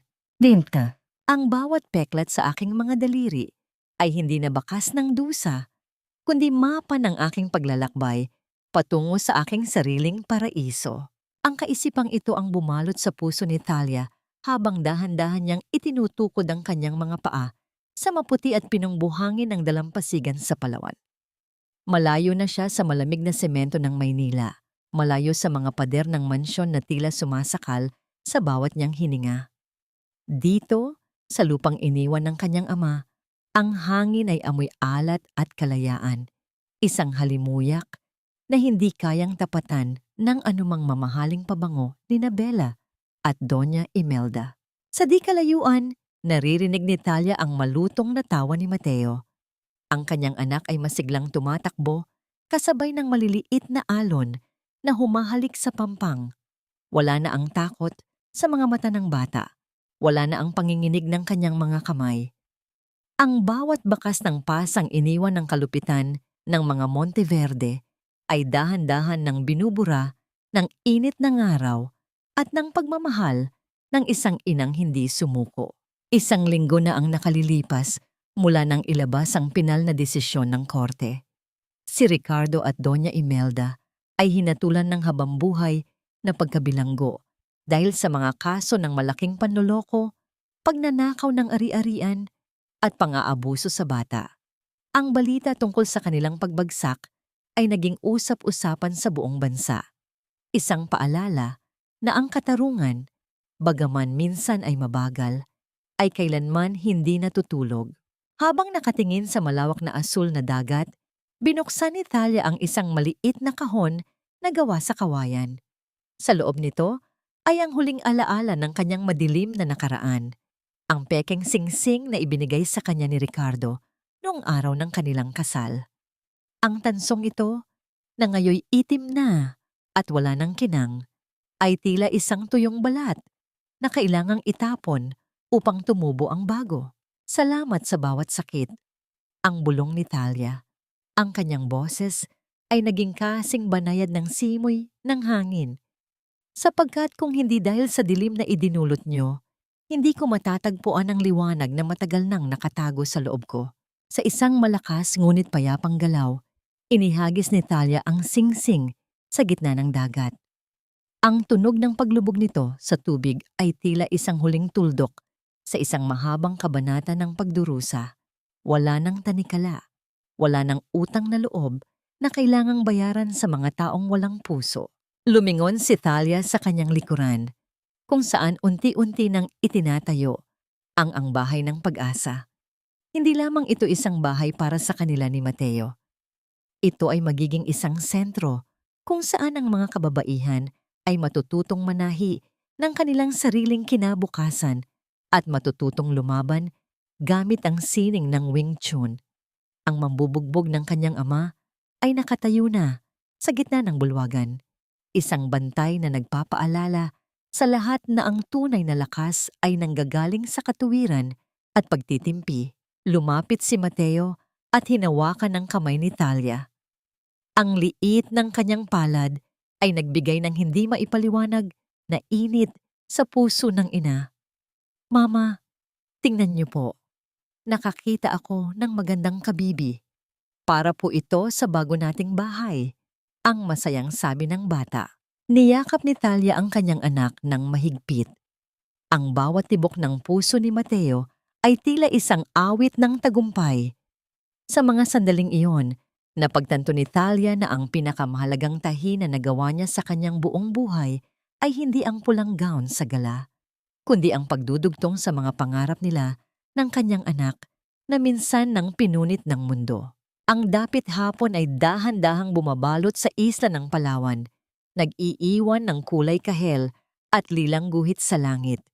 Ang katahimikan ng kalikasan ay tila isang basbas ng kapayapaan, ngunit sa gitna ng kanyang kaligayahan, isang liham ang iniabot sa kanya ng isang kartero na dumaan sa dalampasigan. Walang pangalan ng nagpadala, ngunit ang sulat ay may tatak ng National Penitentiary. Nang buksan ito ni Thalia, isang maliit na piraso ng papel ang nahulog. Walang nakasulat na salita, kundi isang guhit ng isang karayom at sinulid na tila pinutol sa gitna. Naramdaman ni Thalia ang isang bahagyang panginginig ng hangin sa kanyang paligid. Ang nakaraan ba ay tunay na tapos na o meron pang mga hibla na hindi pa tuluyang napapatid? Tumingin siya sa malayo, sa abot tanaw kung saan ang dagat at langit ay nagtatagpo. Ang kanyang mukha ay nanatiling payapa. Ano man ang dalhin ng bukas, alam niyang hindi na siya ang dating sa streng madaling madurog. Handa na ako. Ang bulong niya sa sarili habang pinapanood ang huling sinag ng araw na naglalaho sa dagat. At sa bawat paghampas ng alon sa dalampasigan, ang tanging maririnig ay ang tibok ng isang pusong nahanap na ang tunay na tahanan sa piling ng kanyang kaisa-isang anak. Malaya at hindi na muling magagapi ng anumang anino ng buong nakaraan. Mga minamahal kong tagapakinig, narito na tayo sa huling pahina ng ating kwento. Habang isinusulat ko ang mga huling salita para sa paglalakbay ni Thalia, hindi ko mapigilang mapaluha kasama ninyo. Mula sa kaibuturan ng aking puso, nais kong magpasalamat sa inyong pagtitiyaga at pakikinig mula sa unang kabanata hanggang sa tagumpay na ito. Ang inyong pakikiramay kay Thalia ang nagsilbing inspirasyon ko upang tapusin ang bawat tahi ng kanyang karanasan. May mga gabing hindi ko magawang ituloy ang pagsulat dahil sa bigat ng emosyon, lalo na sa mga bahagi kung saan ang pag-ibig ni Thalia bilang isang ina ay ginawang sandata laban sa kanya. Ang ilarawan ng sakit ng isang anak na unti-unting inilalayo sa kanyang tunay na magulang ang pinakamahirap na sandali para sa akin bilang isang manunulat. Ngunit alam kong kailangang ipakita ang dilim upang mas lalong maging maningning ang pagdating ng bukang liwayway. Ang kwentong ito ay hango sa aking mga personal na obserbasyon sa mga kababaihang tila mga sastre ng sarili nilang buhay. Sila ang mga babaeng sa kabila ng paulit-ulit na pagkapunit ng kanilang dangal at mga pangarap ay nananatiling matatag na humahawak sa karayom ng pag-asa. Ang mensaheng nais kong iwan ay simple lamang. Ang katarungan at pagpapatawad ay hindi kailangang maging maingay. Tulad ng isang maliit na butil ng binhi sa ilalim ng lupa, ang lakas ng isang babae ay tahimik na lumalago hanggang sa ito ay maging isang matatag na puno na hindi kayang ibuwal ng anumang unos. Nais kong iwan sa inyong mga puso ang isang kaisipang maaari nating pagmunihan. Kung ikaw ang nasa kalagayan ni Thalia, sa kabila ng lahat ng kinuha at sinira nila sa iyong buhay, kaya mo bang buksan muli ang iyong puso para sa pagpapatawad kung makita mo silang nagdurusa na rin sa dulo? O naniniwala ka bang may mga bagay na sadyang hindi na dapat pang pagdugtungin muli upang mapanatili ang iyong sariling kapayapaan? Sana ay naging bahagi ang kwentong ito ng inyong mga sandali ng pahinga o habang gumagawa ng mga gawaing bahay. Kung ang paglalakbay ni Thalia ay nakapagbigay sa inyo ng inspirasyon o nakapukaw sa inyong damdamin, mangyaring i-click ang like button at ibahagi ang ating kwento sa inyong mga kaibigan at kapamilya. Iwanan din ninyo ang inyong mga saloobin at sagot sa aking tanong sa comment section. Isang karangalan para sa akin ang mabasa ang inyong mga opinyon. Maraming salamat sa inyong walang sawang suporta. Hanggang sa muli nating pagkikita sa susunod na kwento na pupuno sa ating mga puso ng aral at pag-asa. Pagpalain kayong lahat ng may kapal at naway laging manatiling maningning ang ilaw sa inyong mga tahanan. Hanggang sa muli.